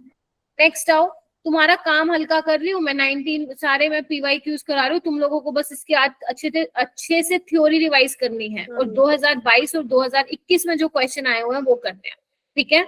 चलो, एक compound formed by X and Y, X और Y है, ठीक है, वो कह रहे हैं कि X एटम, अपने आप निकालना शुरू करो, मेरे बोलने से पहले ही तुम लोगों का आंसर आ जाना चाहिए चैट बॉक्स में, थोड़ा एक्टिव होके बैठो। X एटम क्या है?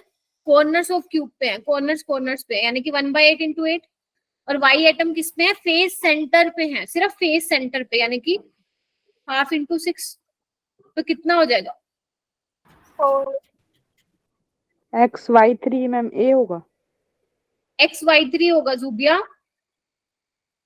यस मैम, वो से कैलकुलेट करके 4 आता है। हाँ, वो प्लस करके नहीं करना है, आपको फॉर्मूला बताना है। अब एक मैंने करा दिया, 20 वाला तुम लोग खुद करो, 21 वाला छोड़ दो, तुम लोगों के लिए नहीं है ये, छोड़ देना इस क्वेश्चन को। 20 वाला करो।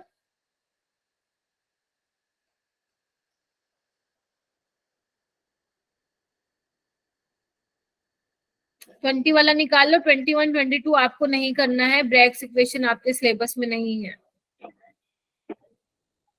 20 वाला करो बेटा।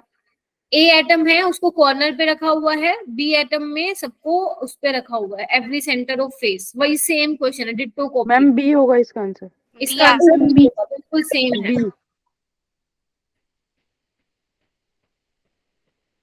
ये वाला क्वेश्चन करो, 23 वाला कर लोगे तुम लोग खुद, करो। The intermetallic compound lithium silver का है, crystallize in a CCP cubic lattice, sorry, crystalline in cubic lattice in which both lithium and silver have coordination number 8, जिसमें कोऑर्डिनेशन नंबर 8 होता है, तो बताओ वो कौन सी क्लास में आ जाएगा? फेस BCC में आ जाएगा, किसमें आ जाएगा? BCC में आ जाएगा। नेक्स्ट क्वेश्चन देखो, वही वाला रिपीट हो गया, कैल्शियम फ्लोराइड वाला, कि in the fluoride structure the coordination number, क्योंकि मुझे अभी ना और भी अच्छे अच्छे क्वेश्चन कराने हैं, तो जितना जल्दी हम इसको करेंगे उतना जल्दी वो क्वेश्चन कर पाएंगे। 4 होगा मैम 4 होगा। ठीक है, कैल्शियम का, कैल्शियम तो FCC में होता है, 8 होता है ना। 8 होगा मैम कैल्शियम का। और फ्लोराइड में क्या होता है? टेट्राहेड्रल, तो इसके क्या हो जाएगा? कैल्शियम के अराउंड 8 फ्लोराइड आयंस होंगे, यानी कि option C will be the correct. अब देखो ये 2 बार आ चुका है, अभी भी आ चुका है और 2016 में भी आ चुका है, तो तुम लोग देख पा रहे हो 1998 का क्वेश्चन 2016 में रिपीट हुआ है। समझ गए? Yes ma'am. नेक्स्ट क्वेश्चन आते हैं हम, मोस्ट इंपोर्टेंट हमारा जो टॉपिक है पैकिंग एफिशिएंसी से। मतलब कितना आपके जो मॉलिक्यूल्स हैं वो कितने क्लोजली पैक्ड है, मतलब कितना, जितना कम से कम उनके बीच स्पेस होगा उतनी अच्छी उनकी पैकिंग एफिशिएंसी होगी। कैसे निकालते हो आप पैकिंग एफिशिएंसी? मैम फॉर्मूला है ना उसका तो। फॉर्मूले बेस्ड होते हैं। ठीक है, Z into volume of one atom आप क्या बोलते हो? स्फीयर बोलो, क्योंकि स्फीयर कंसीडर करके चल रहे हैं। और क्यूब का कितना होता है? 1 क्यूब होता है। तो ये आपकी क्या आ जाती है? पैकिंग एफिशिएंसी आ जाती है। ठीक है, अगर मैं बात करूं सिंपल क्यूबिक में तो Z की वैल्यू क्या होती है? 1 होती है। और A की वैल्यू कितनी होती है? R होती है। A is what? Edge length. अगर मैं बोलूं inter atom, sorry I am so sorry, nearest neighbour distance कितना होगा? वो कितना होता है? D is equal to 2R होता है। याद करो, डायग्राम बना के दिखाऊं क्या इसका? एक जैसे मान लो सपोज मैंने ये कंसिडर कर लिया, तो यहाँ मेरे 2 एटम है, तो दिस इज योर, ये R है, ये R है, और ये क्या है तुम्हारा? D। तो D कितना हो जाएगा? 2R। ठीक है, ये D 2R सब में ही होगा, चाहे वो FCC का तुमसे पूछ रखा हो, चाहे BCC का पूछ रखा हो, चाहे SCC का पूछ रखा हो। ठीक है, अच्छा इसमें पैकिंग एफिशिएंसी कितनी होती है बताओ ना मुझे? 52%। इसमें 52.8 समथिंग होती है आई थिंक, है ना? 4 और 4 ले लो, 8 ले लो। ठीक है, ये है ऑक्यूपाइड स्पेस बाय एटम्स। अगर मैं बात करूं एम्प्टी स्पेस का तो 100 में से माइनस कर देंगे, मैम 47.6 अराउंड 48 कर देते हो इसको। ठीक है, यस मैम, ए ऑप्शन। अगर मैं बात करूं, इधर देखो बीसीसी की बात करूं अगर मैं, तो बीसीसी में भी क्या होता है? Z की वैल्यू 2 होगी। ठीक है, इसमें क्या होता है? 4R इज इक्वल टू √3 होता है। जो बॉडी डायगोनल होता है वो किसके बराबर होता है? √3 के A के बराबर होता है। जैसे इसको एक मिनट थोड़ा सा मेरे को समझाना पड़ेगा, क्योंकि ना ये इंपॉर्टेंट है काफी। जैसे देखो, सपोज ये बॉडी डायगोनल है, बीच में ये पड़ा है बॉडी सेंटर, ये कॉर्नर वाला है, ये कॉर्नर वाला है। ठीक है, ये कितना है? √3A। यही करवाया था मैंने, याद करो। Yes ma'am. निकलवाया था मैंने आपको प्रॉपर पाइथागोरस थ्योरम से। लेकिन अगर मान लो वो ये पूछ ले कि बॉडी सेंटर से कॉर्नर का कितना डिस्टेंस है, तो वो क्या हो जाएगा? √3/2। लेकिन अगर मान लो वो ये पूछ ले कि टेट्राहेड्रल वॉइड से कॉर्नर का डिस्टेंस कितना है, क्योंकि मैंने आप याद करो, मैंने आपको बताया था टेट्राहेड्रल की लोकेशन कहाँ होती है? बॉडी सेंटर और कॉर्नर के कहीं बीच में पड़ा होता है वो, याद करो। हाँ मैम। देखो ऑक्टाहेड्रल वॉइड तो कहाँ कहाँ पे होता है? एक बॉडी सेंटर में होता है और सारे एजिस पे होता है ना? टेट्राहेड्रल कहाँ होता है? कि बॉडी डायगोनल पे होता है, मतलब बॉडी सेंटर और कॉर्नर के बीच में होता है। तो ये जब डिस्टेंस √3A/2 है, तो ये कितना हो जाएगा? √3A/4। समझ गए कैसे क्वेश्चन आते हैं? समझ गए? तो ये वाली चीज आपको ध्यान रखनी है। लिख लो इसको नोटबुक में, अगर नहीं लिखा हुआ आप लोगों ने तो। ठीक है, तो बीसीसी में कितना पैकिंग एफिशिएंसी था हम लोगों का? कोई मुझे बताएगा? 68%। और एम्प्टी स्पेस क्या हो जाएगा? 100 में से माइनस कर देना, 32%। ठीक है, अगर मैं बात करूं एफसीसी की, तो एफसीसी में कितना होता है? 74 ऑक्यूपाइड। एफसीसी बोल दो, सीसीपी बोल दो, एचसीपी बोल दो, तीनों में 74% होता है। एम्प्टी स्पेस 100 में से माइनस कर देना, 26%। ओके। और हाँ, और क्या बता रही थी? एफसीसी में 4R किसके बराबर होता था? √2A के बराबर। तो R क्या हो जाएगा? √2A/4। यहाँ से आप एज लेंथ भी निकाल सकते हो, रेडियस भी निकाल सकते हो, जो भी आपसे पूछा है आप उसकी टर्म्स में उसको निकाल सकते हो। समझ में आया ये वाली चीज? तो आपको nearest distance, radius, edge length, उनकी पैकिंग एफिशिएंसी, ये पता होना चाहिए। मैम। हाँ मैम, ये अभी आपने जो लाइन वाला समझाया ना, ये इससे तो मुझे समझ में नहीं आया। ये वाला जो लाइन बनवा दी, हाँ। ये देखो, देखो इधर, मान लो ये बॉडी डायगोनल है, ठीक है राधिका? मैंने पूरा क्यूब नहीं बना के दिखा रही हूँ, सिंपल मैं क्यूब का बॉडी डायगोनल यहाँ पे आप लोगों को दिखा रही हूँ। समझ में आ रहा है? हाँ। ठीक है, तो इसके बीच में क्या है, बॉडी सेंटर बीच में है, एक एटम, बोलो। हाँ, तो ये पूरा डिस्टेंस मैंने कितना निकलवाया था आप लोगों को, √3a, ये ठीक है। ये आधा कितना हो जाएगा, √3a/2।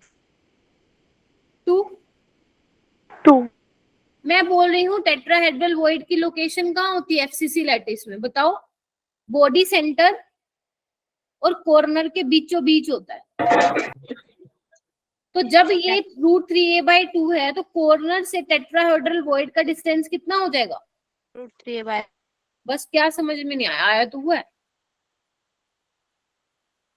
मतलब हमें ये डिस्टेंस भी ध्यान रखने पड़ेंगे। हाँ हाँ, ठीक। चलूं आगे। हाँ। तो ये वाला क्वेश्चन करो फटाफट से, 25 वाला रिवाइज मैंने करा दिया, अब अपने माइंड में रखो कितनी पैकिंग एफिशिएंसी होती है। आपके पास बॉडी सेंटर्ड है, उसका जो एज लेंथ है वो बेटा इतना है, 288 पिकोमीटर, ठीक है। एटॉमिक रेडियस क्या होगा, तान्या शर्मा है क्या, तान्या शर्मा, साम्या, अनामिका, आंचल तो आई नहीं, कोई भी नहीं है चारों में मैम ए होगा इस। यस मैम, ऑप्शन देखो कोई भी नहीं है इन चारों में से, ठीक है। तो क्या होगा, बीसीसी के केस में क्या होता है, और अच्छा अनामिका है, 4r = √3a, तो r क्या हो जाएगा, √3a/4। निकाल दोगे इसका आंसर, हाँ मैम। Yes ma'am.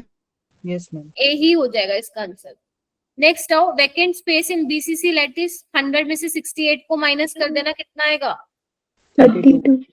32. Easy, yes ma'am. Easy है तो फिर 27 भी कीजिए। If a is the Option- length of side of cube, the distance between, ये तो अभी बताया मैंने, yes ma'am. distance between body center, ये रहा हमारा बॉडी सेंटर और ये रहा हमारा कॉर्नर, कितना बताया इसको मैंने, √3a/2 Option D. हो गया। Yes Yes, ma'am. चलो बहुत बढ़िया। अब ये वाले क्वेश्चन करो, ये वाले भी आप लोगों को आते हैं, 28 से लेकर 31 तक शुरू हो जाओ फटाफट से। 28 ये बोल रहा है कि metal crystallize with FCC lattice, the edge length of unit cell 408 picometer, ठीक है। ए है आपके पास बेटा 408 पिकोमीटर। डायामीटर बताना है, डायामीटर यानी कि डिस्टेंस की बात कर रहा है ना वो, क्या होता है डायमीटर, D = 2r होता है ना, डायमीटर क्या होता है, 2r। Yes, ma'am. D = 2r. Yes ma'am. तो पहले तो हमें r निकालना पड़ेगा मैम, r कितना Yes, होता ma'am. है केस में, √2a/4। तो a आपको दिया हुआ है, जो भी आंसर आएगा उसको 2 से मल्टीप्लाई कर दीजिएगा, कितना आंसर आ रहा है, A आ रहा है मैम। ऑप्शन नहीं। a आ रहा है सबका, यस मैम। Yes ma'am. चलो मान लिया a आ रहा है कि कैलकुलेशन तुम लोगों ने ठीक किया है। नेक्स्ट क्वेश्चन देखो, वो भी ज्यादा मुश्किल नहीं है, ध्यान से सोचना। A B crystallise in a body centred cubic unit cell with edge length a = 387 picometre, distance between 2 oppositely charged ions in the lattice. अब ध्यान रखना ये आयनिक की बात कर रहा है, आयनिक कंपाउंड की बात कर रहा है। आयनिक कंपाउंड के लिए बीसीसी में क्या लिखवाया था मैंने आपको, ये वाला रिलेशन लिखवाया है, चेक करो जरा टेबल में जाके। Yes, ma'am. Radius of cation plus radius of anion, ये जो डिस्टेंस है वो किसके बराबर है, √3a/2 के। तो आपको यही तो निकालना है, a की वैल्यू यहाँ पे पुट करो, मल्टीप्लाई करो उसको √3 से /2, आंसर आ जाएगा आप लोगों को। तो ध्यान रखना, आप लोगों से पूछ क्या रखा है, आयनिक कंपाउंड के लिए पूछ रखा है, तो जो मैंने आप लोगों को टेबल बनवाई हुई है वो आप ध्यान रखेंगे।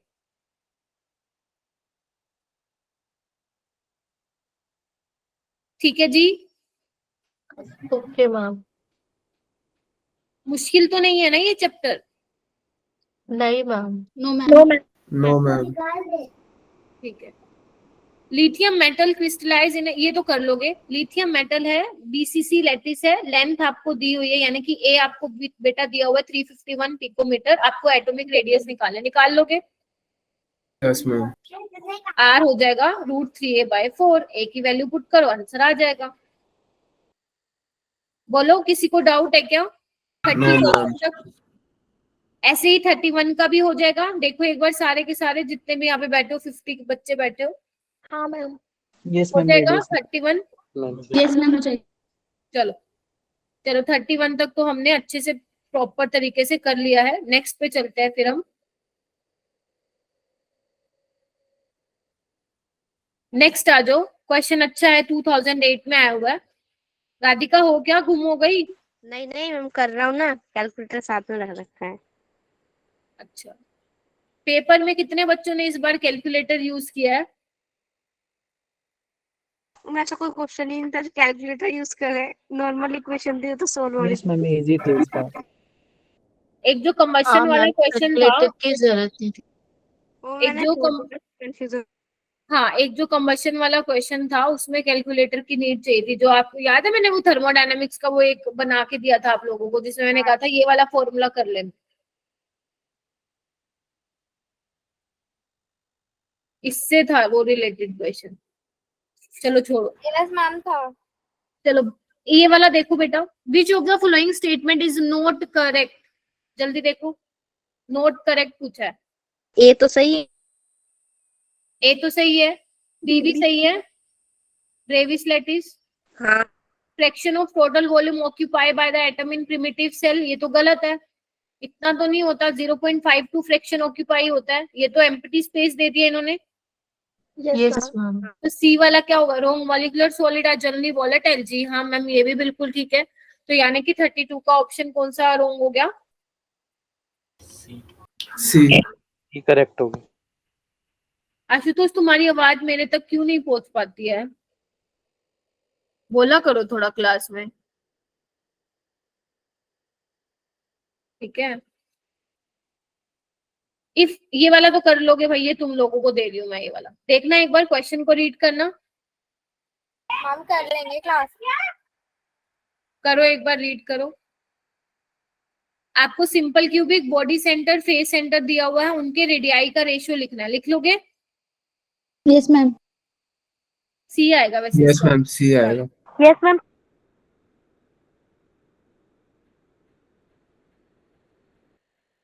चलो नेक्स्ट आओ। Fraction of total volume occupy by atom in a simple cube. ध्यान रखना है, पी नहीं है बेटा, पाई है। निकाल सकते हो क्या? अब देखो, इसने डायरेक्ट नहीं पूछा है। अगर वो डायरेक्ट पूछता तो आप 52.4 आंसर कर देते, बट इसने पाई की टर्म्स में पूछा है।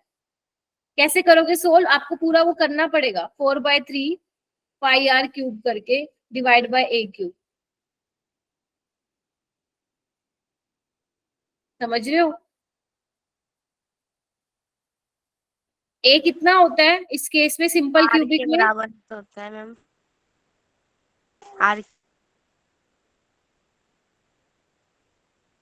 ए आर के बराबर होता है in case of simple cubic. पहले तो ये बताओ। Yes ma'am. हाँ। ठीक है, तो यहाँ पे पुट कर सकते हो आप लोग। Ma'am, 4/3 pi R. कुछ गलत लिखा है बेटा तुम लोगों ने। Ma'am A is equal to यही 2 आ आर रहा होता है। है। हाँ, ए इज इक्वल टू कितना होता है? 2 2 आर। आर। हाँ, तो आर क्यों बोल रहे हो तुम? यही तो ध्यान रखना है बेटा, आपको एफसीसी में भी ध्यान रखना है और बीसीसी में भी ध्यान रखना है कि कितना होता है। तो सिंपल क्यूबिक में ये होता है, अभी पुट करना, कितना आएगा? 5/6। आ गया? Yes ma'am. 5/6। अब इसको सॉल्व करोगे तो 52.4 आएगा। तो आंसर क्या हो जाएगा? ये। ठीक है, नेक्स्ट क्वेश्चन देखो। ये वाला क्वेश्चन छोड़ सकते हैं आप लोग, आपके पेपर में नहीं आने वाला है ये वाला। किसने किया है क्या कभी ये क्वेश्चन? वैसे आप लीव कर सकते हो। ये पिक्नोमेट्री डेंसिटी वाला आप लोगों से नहीं पूछेगा, जिसमें एक्सरे डेंसिटी दिया हुआ है, पिक्नोमेट्री डेंसिटी दिया हुआ है। तो अगर किसी का सोल्व नहीं हुआ था ये सोल्व करते टाइम, तो टेंशन लेने वाली बात नहीं है, ये आप लोगों से नहीं पूछा जाएगा। ये क्वेश्चन ही बिल्कुल अलग है। समझ रहे हो मेरी बात? यस। हाँ, तो करने की बिल्कुल भी नीड नहीं है, छोड़ दो इसको, आंख बंद करते ही छोड़ दो। नेक्स्ट क्वेश्चन देखो। The edge length of a face centred cubic unit cell is 508 picometre. Radius दे रखी है केटायन की, अनायन की रेडियस निकालनी है। तो सेम वही फॉर्मूला। सेम वही फॉर्मूला, वो नहीं, वो वाला नहीं लगाओगे फॉर्मूला, ठीक है, क्योंकि अब इसमें केटायन और अनायन की बात की है ना, आयनिक कंपाउंड की बात की है, तो इसमें क्या करोगे? RC प्लस RA हाँ, कितना हो जाएगा ये? √3a/2। नहीं नहीं, फेस सेंटर्ड के केस में क्या होता है? ये होता है। सोल्व करना है इसको, कितना आंसर आ रहा है मैं भी करती हूँ, करना है एक बार। RA is radius of anion और RC is radius of cation, इसको सोल्व करना। 144 144 144, ठीक है, इसका आंसर यही आएगा। ध्यान रहेगा, ये याद कर रखना पड़ेगा, एफसीसी में ये होता है। मैम अगर पीसीसी की बात हो तो RC प्लस RA √3/2 लिखवाया था मैंने। हाँ राधिका, मैम हमने इसमें ये तो लिखा था मैम, ये बार बार याद नहीं रहता मैम, इसकी कोई ट्रिक है क्या? RC प्लस RA, जैसे कि हमने पढ़ा था R की वैल्यू BCC में √3a/4 होती है। नहीं, क्योंकि राधिका हमने ये डिराइव नहीं किया था ना, जो मैंने वो टेबल बनवाई थी, जो वो टेबल बनवाई थी उसमें 3 ही तो ध्यान रखना है आपको, एक √3a/2 का, एक a/2 का, एक √3a/4 का, याद रखना, बस ये 3 ही तो याद रखने हैं। अब FCC दिया हो तो उसमें ये लगा देना, BCC दिया हो तो √3/2 लगा देना, बस यही पूछा गया, और तो कुछ पूछा ही नहीं गया। अगर HCP दिया हो तो ऊपर वाला है। हाँ, HCP नहीं देगा वो, टेंशन ना लो,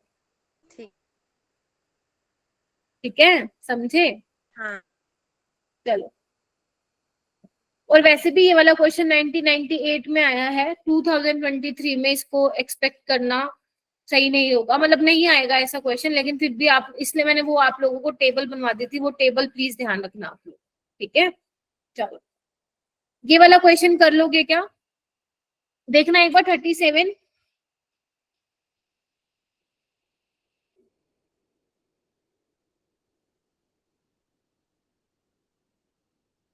वो तो सिंपल लगा देना, RC प्लस RA is equal to A लगा देना, बाकी एक बार उसमें मैंने टेबल में बना के दिया होगा, हिमांशी एक बार उसमें चेक करना बेटा,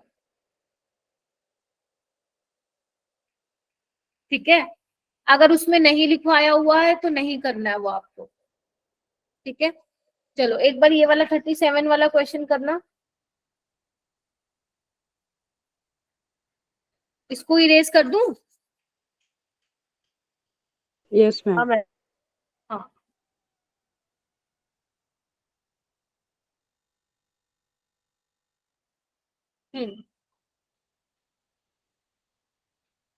कैसे करोगे? और ये कैसे आया तुम लोगों को मैम पता है? 37 करना है। हाँ जी बेटा, हाँ 37 करना है। ये वैसे इधर कैसे किया एक बार देखना, इधर 36 का मैंने ऐसे किया है, एक बार देख लो तुम सब। राधिका तुम कह रही हो ना, एक बार देख लो। जैसे मान लो ये मैंने फेस कंसिडर कर लिया, सपोज मान लो ये वाला इस तरह से, ये एक फेस कंसिडर कर लिया, यहाँ पे एक है, यहाँ पे एक है, और यहाँ पे एक है, समझ रहे हो? हाँ केटायन और अनायन है, तो यहाँ पे क्या है R, यहाँ पे 2R, और यहाँ पे ये वाला यहाँ तक R, तो क्या हो जाएगा R plus R plus 2R, कितना दिया हुआ है इन्होंने, इसके बराबर दिया हुआ है ये 508 पिकोमीटर के, तो क्या हो जाएगा 2। एक सेकेंड, इसको ये लिख लो ताकि थोड़ा डिफरेंशिएट कर पाओ, अभी निकल जाएगा, बोलो। हाँ मैम, कैपिटल निकल तो गया था, क्योंकि अलग अलग रेडियस होगी ना, अगर मान लो यहाँ पे केटायन है तो यहाँ पे अनायन होगा, और यहाँ पे केटायन होगा। मैम कैसे पता कि बीच वाला कैटायन है अनायन है? अच्छा ठीक है, या ऐसे कर लो कि क्या कहते हैं, अगर मैं बात करूं NaCl का, तो NaCl में क्या होता है राधिका, जो Cl होते हैं वो कॉर्नर्स पे होते हैं, हाँ, और ये होते हैं ऑक्टाहेड्रल पे, तो तुम एक काम करो, इसको मान लो कि ये Cl नेगेटिव है, मतलब अनायन है, और बीच वाला Na है, जो कि एक ऑक्टाहेड्रल वॉइड की पोजीशन का होता है, एक बॉडी सेंटर पे पड़ा होता है और एज सेंटर पे होता है, समझ आ गई? हाँ हाँ ठीक है, ऐसे ही मैंने उसका भी करवाया था तुम लोगों को, बीसीसी का भी कर सकते हो। हाँ। चलो आगे करो।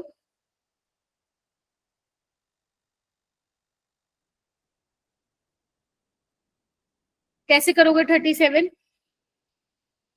अब इसमें ना सिटी पूछी है, बीसीसी से एफसीसी में चेंज हो रहा है, और अगर हम एफसीसी की एक ही आर की वैल्यू पुट कर दें तो करो, वही तो करना है। डेंसिटी होता क्या है, इधर देखो, डेंसिटी क्या होता है formula, ZmNA into A cube, यही होता है जमुना। जमुना करके मैंने आप लोगों को याद, Z क्या है कि कितने नंबर ऑफ एटम होंगे, M is your molecular mass, Na is your Avogadro number, A is your age length. ठीक है, तो इसमें क्या बोला है, मोलर मास और एटॉमिक रेडियाई आप सेम रखेंगे तो निकाल लो, निकाल लो। बीसीसी का क्या होता है, Z2 होता है, मॉलिक्यूलर मास सेम रखना है, Na भी सेम रखना है, तो मैं M/Na को तो नहीं लिखती हूँ, मैं सिंपल ऐसे लिख देती हूँ 2/A क्यूब, है ना बीसीसी का। ऐसे ही अगर मैं किसके रिस्पेक्ट में निकालना है, एफसीसी के, तो इसमें भी क्या लिख देती हूँ मैं, एफसीसी में क्या होगा, जल्दी बोलो, 4, Z की वैल्यू A की वैल्यू पुट कर दो यहाँ पे। एफसीसी में A की वैल्यू क्या होती है, पुट कर दो, 4R is equal to √2A, A क्या हो जाएगा, 4R/√3 √2 हो जाएगा ना एफसीसी। आंचल कहाँ थे अभी तक? मैम वो स्कूल से सीयूईटी वाला टेस्ट आया था, उसे फिल कर रही थी। अच्छा अच्छा अच्छा, ठीक है। ऐसे ही बीसीसी का निकाल लो, रिलेशन देख लो कि क्या आएगा, देखो रेशियो कितना आएगा आप लोगों का। बीसीसी बाय एफसीसी कुछ नहीं करना, एफसीसी के केस में A की वैल्यू पुट करो 4R/√2, बीसीसी के केस में करो 4R/√3, 4R क्यूब से 4R क्यूब कट जाएगा, आंसर आ जाएगा तुम लोगों का। करो जल्दी।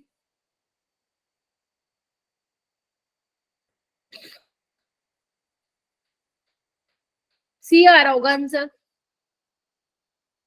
प्रिया ने तो निकाल दिया सी, गौरव का भी आ गया सी, हो जाएगा सभी का। 50 बच्चे बैठो, 5 बच्चे बोल रहे हैं, बाकी के सो गए क्या? क्या खाया आज तुम लोगों ने ऐसा कि नींद आ रही है आज तुम लोगों को? मैम 4R/√2 ही होगा। क्या हुआ बेटा? 4R/√2 ही होगा किसमें? मैम, A की वैल्यू आपसे। हाँ ये होता है ना 4R is equal to √2A, तो A क्या हो जाएगा? अच्छा एक सेकेंड मैम √3 हाँ होता है। ठीक है, मैम इट तो सॉल्व। नहीं नहीं नहीं ठीक है ठीक है, 4R is equal to √2A होता है, तो A कितना हो जाएगा, 4R/√2 नहीं हो जाएगा आंसर? तो A की जगह ये वाली वैल्यू पुट कर दो, 4R/√2 का इसका क्यूब ले लो।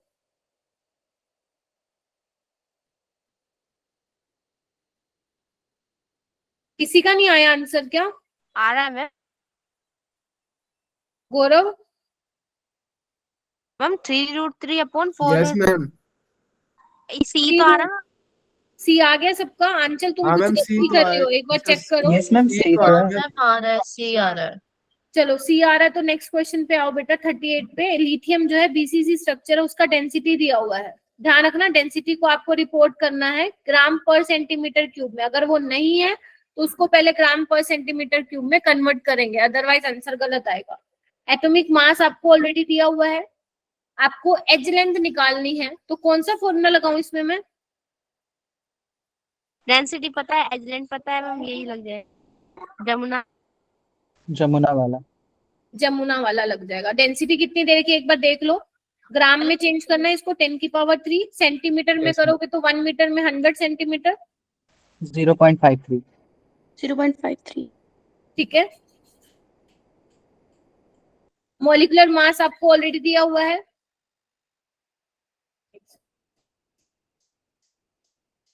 हाँ बीसीसी है तो Z की वैल्यू 2 हो जाएगी, इसका कितना दिया हुआ है 6.94 ग्राम पर मोल।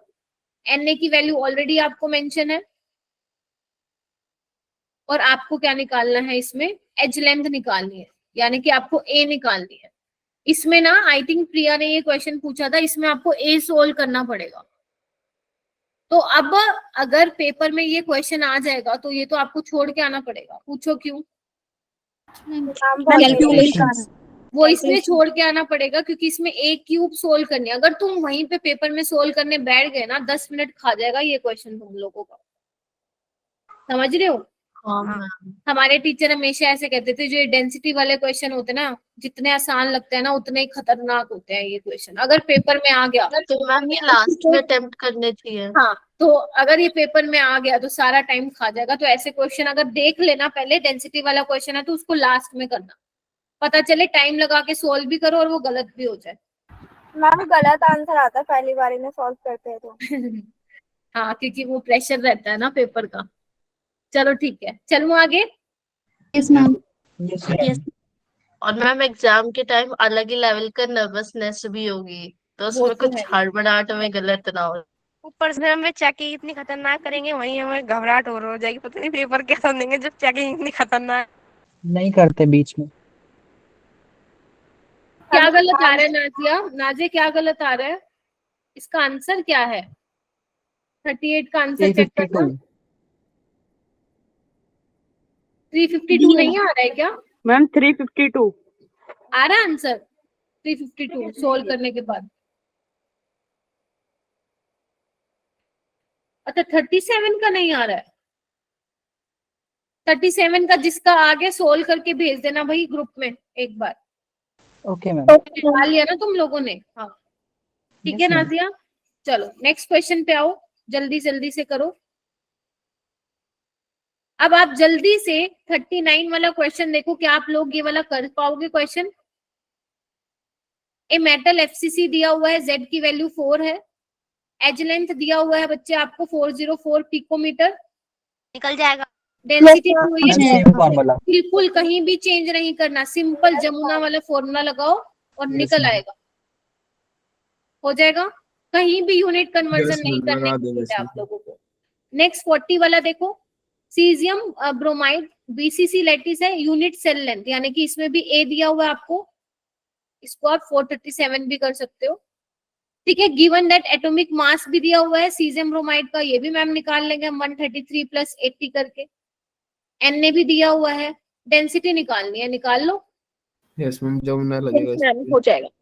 इसमें भी जमुना लगेगी, हेल्प हो जाएगी। 41 में भी जमुना लगेगी। तो हाँ मैम, तीनों क्वेश्चन जमुना वाले ही हैं, तो ये जमुना वाले क्वेश्चन एक बार अपने हाथ से निकाल के देख लेना, ठीक है।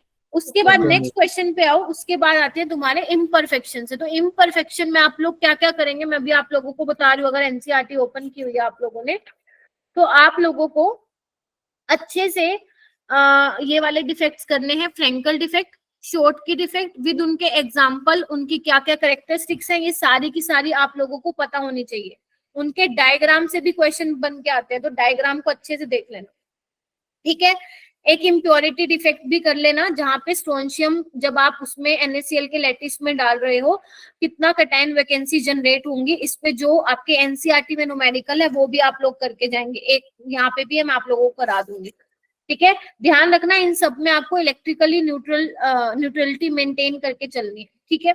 नॉन स्टोक्योमेट्रिक में आपको सारे करने हैं, मेटल एक्सेस डिफेक्ट, ठीक है, अनायन वैकेंसी डिफेक्ट, ठीक है, और क्या बोलते हैं मेटल डेफिशिएंसी डिफेक्ट, जो ये तीनों डिफेक्ट दिए हुए हैं, ये तीनों के तीनों आपको एनसीईआरटी से आज पढ़ने हैं।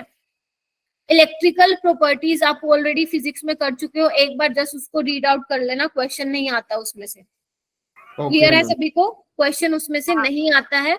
सिंपल एंटीफेरो फेरो फेरी क्या होता है, उसके एनसीईआरटी के जो एग्जांपल है सिर्फ वही अच्छे से कर लेना, ओके ठीक है। चलो अब जैसे ये वाला क्वेश्चन है, देखो फॉर्मूला ऑफ निकल ऑक्साइड है, ये कैसा डिफेक्ट है, कोई मुझे बता पाएगा कैसा डिफेक्ट है? मेटल डेफिशिएंसी डिफेक्ट है, हाँ बताओ।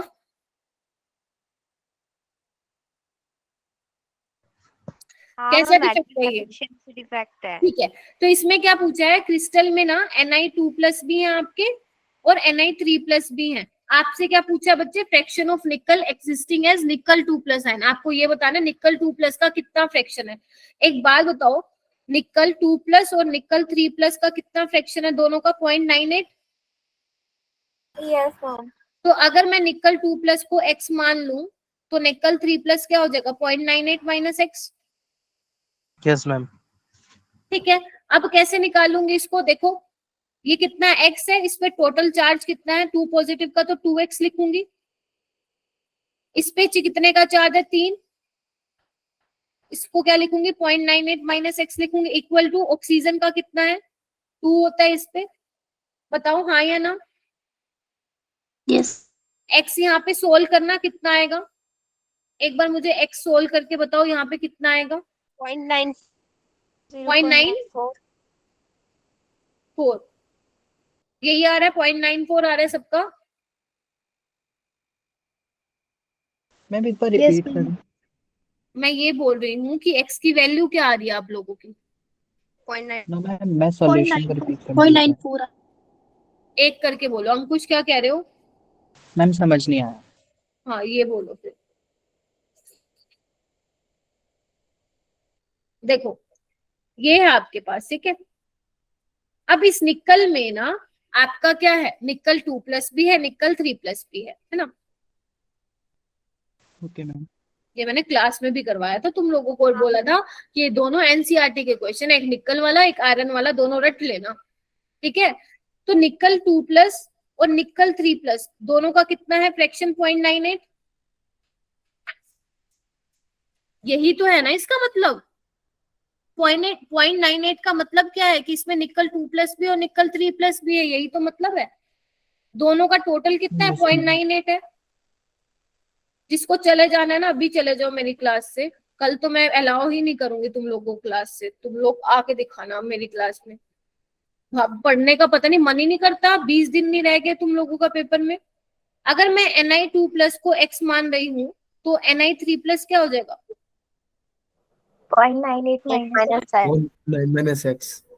ठीक है। अब आपको फ्रैक्शन निकालना, आपको पता तो करना पड़ेगा ना निकल है कितना, टोटल तो मुझे पता है 0.98 है, निकल का कितना है वो कैसे पता लगाऊंगी, मुझे दिख रहा है कि x निकल है और इस पे चार्ज कितने का है 2 का, ठीक है। ऐसे ही निकल 3+ कितना है 0.98 माइनस एक्स, इस पे चार्ज कितने का है 3 का, 3 का इक्वल टू ऑक्सीजन भी तो साथ में लोगे ना, कितना है इस पे 2। 2, -2 इज इक्वल टू 0 लिखती तो मैं इज इक्वल टू 2 लिख दिया। अब x यहाँ से तुम Okay, सोल्व कर रहे हो तो तुम लोग मुझे बोल रहे हो 0.94 आ रहा है, 0.94। Yes ma'am. हाँ मैम। ठीक है। तो निकल का फ्रैक्शन कैसे निकालोगे, टोटल कितना है 0.98, उसमें से निकल 2+ कितना आया 0.94, बस निकाल लो कितना आएगा आंसर, सोल्व करके बताओ मुझे 42 का कितना आ रहा है 0.96। 0.9 पक्का? ये आ रहा है पक्का। मैम एक चीज Yes, पूछनी ma'am. और अगर मान लो परसेंटेज पूछता वो 96% होता, अगर मान लो वो निकल 3+ का पूछता तो क्या करते, x को क्या करते माइनस कर देते 0.98 में से। Yes, ma'am. यस हाँ मैम। यस तो बस यही करना है। एक आपका ये नीट में है, ये वाला 2019 में आया हुआ है, एक आपका एनसीईआरटी में क्वेश्चन है आयरन करके, ऐसा कुछ है। Yes, ma'am. तो वो आप वो वाला भी क्वेश्चन करेंगे, ठीक है। नेक्स्ट क्वेश्चन पे आओ जल्दी। शॉर्टकी डिफेक्ट से क्वेश्चन है, फ्रैंकल शॉर्टकी से। वो बोल रहे हैं आपको करेक्ट, हाँ हाँ नामिका बोलो। 0.94। आंसर नहीं आया, हाँ नहीं आया, तुम लोग झूठ बोलते हो क्या। आ तो गया मैम वो 0.96। फ्रैक्शन वाला पार्ट नहीं आ रहा Yes, है, ma'am. ऐसा नहीं। 0.94 डिवाइड बाय 0.98 0.96 8 समथिंग हो गया। यस मैम आ गया मैम, आंसर तो आ एक और गया। चीज पूछनी है। उसको अनामिका क्या प्रॉब्लम आ रही है बेटा,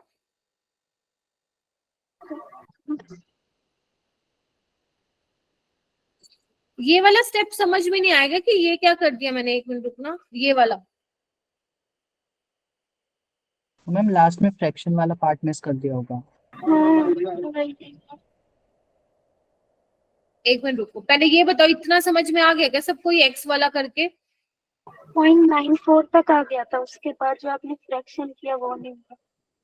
ठीक है। इसके ठीक है मैं बता रही हूँ एक बार दोबारा से, देखो अभी आपको ना फ्रैक्शन निकालना है निकल का, तो निकल का फ्रैक्शन कैसे निकालोगे, टोटल निकल कितना है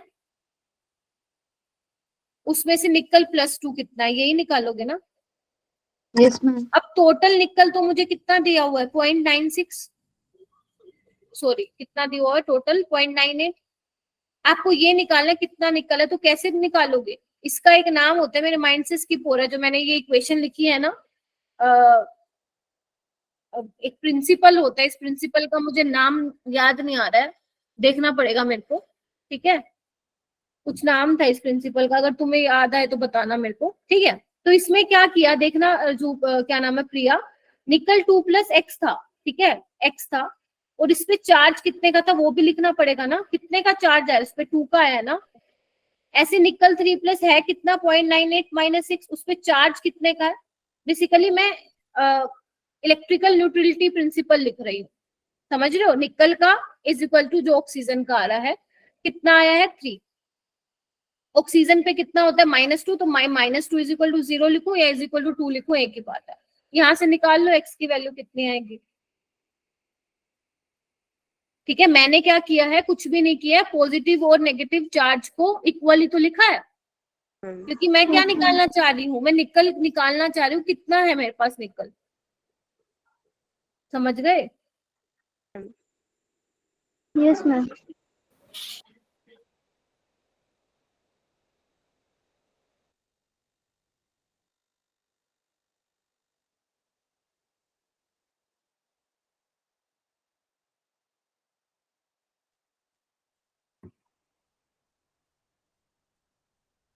चलो ये वाला करो, the correct statement regarding defect in crystalline solid, बताओ जल्दी मुझे, क्या होगा इसका आंसर। मैम बी होगा इसका।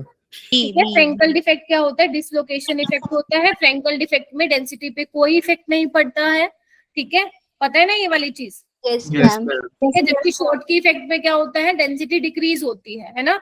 और Yes, फ्रैंकल डिफेक्ट किसमें मिलता है आपको, किसमें मिलता है, हैलाइड्स ऑफ एल्कलाइन मेटल का नहीं मिलता। हैलाइड्स ऑफ एल्कलाइन मेटल में तो शॉर्ट की डिफेक्ट होता है, जैसे NaCl हो गया है ना, में मिलता है। ठीक है। जैसे इसमें सिल्वर हैलाइड्स होते हैं, फ्रैंकल में सिल्वर हैलाइड्स होते हैं। उसके बाद आओ नेक्स्ट क्वेश्चन पे, 45 कैसे करोगे। Appearance of colour in solid alkali metal, याद करो मैंने बताया था NaCl का येलो कलर होता है ना। तो ये किस वजह से आ रहा था, F सेंटर, जो वो इलेक्ट्रॉन ट्रैप हो रहा था उसमें होल में, उसकी वजह Yes, से ही sir. कलर आ रहा था, उसको हम क्या बोल रहे थे, F सेंटर बोल रहे थे। नेक्स्ट आओ, शॉर्ट की defect in crystal is observed when, जब इक्वल नंबर ऑफ कैटायन और अनायन क्या होते हैं, मिसिंग होते हैं। अगर ये चैप्टर किसी Yes, ने sir. मेरे से नहीं पढ़ा है तो प्लीज आप जाके पढ़ेंगे, क्योंकि आप लोगों को नहीं समझ में आएगा अदरवाइज। ठीक है, हो गया 45 तक। Yes ma'am. Yes ma'am. तो बस, तो अब कर लेना, कितना रह गया ये क्वेश्चन, 4-5 क्वेश्चन हो प्रैक्टिकल गए। भी बता ही देंगे, पढ़ रखा है फिजिक्स में। हो जाएंगे आयनिक मैम। सॉलिड विद शॉर्ट की डिफेक्ट में हो जाएगा, equal number of cation and अनायन vacancy होती है। ये देखो फिर वही आ गया, which statement is incorrect, incorrect, density decrease होती है शॉर्ट की में, हो जाएगा, ठीक है। उसके बाद चलो मान लो बी नहीं आता है तुम्हें, छोड़ो। Frenkel defect is favoured in those ionic compound which in size of cation and anions are almost equal, नहीं, कैटायन का साइज छोटा होता है, अनायन का साइज बड़ा होता है, तभी तो कैटायन सरक के उस इंटरस्टिशियल जगह, इंटरस्टिशियल साइड पे आके बैठ जाता है। बाकी सारे ठीक है, ए ठीक है, बी ठीक है, सी डी भी ठीक है, ये वाला गलत है। क्लियर है? Yes, ओके, डोपिंग आप लोगों को पता है, फिजिक्स में पढ़ ली आती है ना। मैम जो सी है वो डी भी तो होगा, इम्प्योरिटी ऐड। इनकरेक्ट। एक सेकेंड, हाँ हाँ, डी भी तो इनकरेक्ट है, आई एम सो सॉरी, डी भी गलत है यहाँ पे। वैसे ना इन्होंने Yes, गलती ma'am. से मिस्टेक, इनको ये देना चाहिए था, इनको ये देना चाहिए था, लेकिन इन्होंने क्वेश्चन में ये दिया हुआ है। तो अगर मान लो ऐसा ही क्वेश्चन पेपर में मिलता तो फिर डी वाला भी गलत ही होता, मतलब जो इसके इनकरेक्ट स्टेटमेंट थी वो दो थी, एक तो सी था, एक डी था, क्योंकि this is your metal deficiency defect, ये नहीं है। ऑक्सीजन की कंपोजिशन 100% है, आयरन में लोचा है, ठीक है। Yes ma'am. P type N type आता है ना, पेंटावेलेंट इम्प्योरिटी के लिए क्या करोगे, अगर आप मान लो जर्मेनियम है, ग्रुप कौन सा है, जर्मेनियम ग्रुप 13 का है क्या, सॉरी ग्रुप 14 का, उसमें अगर पेंटावेलेंट इम्प्योरिटी जाएगी तो वो एन टाइप सेमीकंडक्टर होगा, और अगर ग्रुप 13 की जाएगी तो वो पी टाइप होगा, हो जाएगा। Yes Yes, ma'am, ma'am. करवा दो, मैं बता देते हैं यहीं पे। अच्छा 14 क्या कह रहे हो राधिका, मैंने कहा मैम आता ना, हम यही बता देते हैं, आप पूछ लो उसमें। अच्छा, ये बताओ ये वाला क्वेश्चन कैसे करोगे? ये मैंने करवाया था, ये एनसीईआरटी का क्वेश्चन है। वो कह रहे हैं कि इम्प्योरिटी डिफेक्ट से क्वेश्चन है कि अगर NaCl क्रिस्टल लैटिस में इतना मोल % डोपिंग की है स्ट्रोंशियम क्लोराइड की, तो बताओ कैटायन वैकेंसी कितने होंगे? याद करो जिसमें राधिका को दिक्कत आ रही थी कि हाँ मैम, एक मैंने वर्ड स्ट्रोंशियम नंबर 2+ के करस्पॉन्डिंग एक कैटायन वैकेंसी होगी। हाँ यानी कि जब आपने इतना ऐड किया तो कितने कैटायन वैकेंसी होंगी? इतनी ही होंगी, तो इसको कर लो चेंज। इतनी ही होंगी ना कैटायन वैकेंसी जितना ही ऐड किया, तो यस कैसे मैम, करोगे? परसेंट को 100 मल्टीप्लाई कर दो, यस मैम। मैम गलत हो गया, नीचे 100 है। 100 आएगा, और मोल को चेंज कर लो 6.022 into 10 की power 23, 23। You will get your answer. Ma'am ma'am हाँ आपने बेटा, बोला ना, क्या बोला? मैम आपने बोला ना जिसमें राधिका को दिक्कत आई थी, तो मैम ऐसे तो याद ही नहीं आएगा। अच्छा अच्छा, तो मेरे को तो आ गया। क्या हो गया बेटा? मैम क्योंकि जैसे हर क्वेश्चन में दिक्कत आती। नहीं फिर वैन फायदा तो है ना तुम्हारा। नहीं ठीक है, देखो जितने क्वेश्चन पूछोगे ना इतना सबका चीज होगा। तो ये फाइनली तुम्हारा जो खत्म हो गया सॉलिड मैम। स्टेट था वो खत्म हो गया। हो सकता है कि मैंने जो 51 क्वेश्चंस कराए हैं कुछ 4-5 चीजें ऐसे हों जो इम्पोर्टेंट हो बट उससे रिलेटेड क्वेश्चन ना हो। उसके लिए तुम लोगों को नोट्स पढ़ने पड़ेंगे। तो आज के लिए तुम्हारे पास सिर्फ यही काम है, नोट्स अच्छे से पढ़ लेना और 2021 और 22 में जो क्वेश्चन आए हुए हैं वो अच्छे से कर लेना, बस खत्म। Okay ma'am. मैम मुझे समझ में नहीं आता है, मतलब जो ये पेपर के कोड होते हैं, मैं कितनी बार सर्च मार लिया 21 22 के, मैम उसमें पेपर का क्वेश्चन नंबर तो चेंज रहता है ना, क्वेश्चन तो सेम ही रहता है।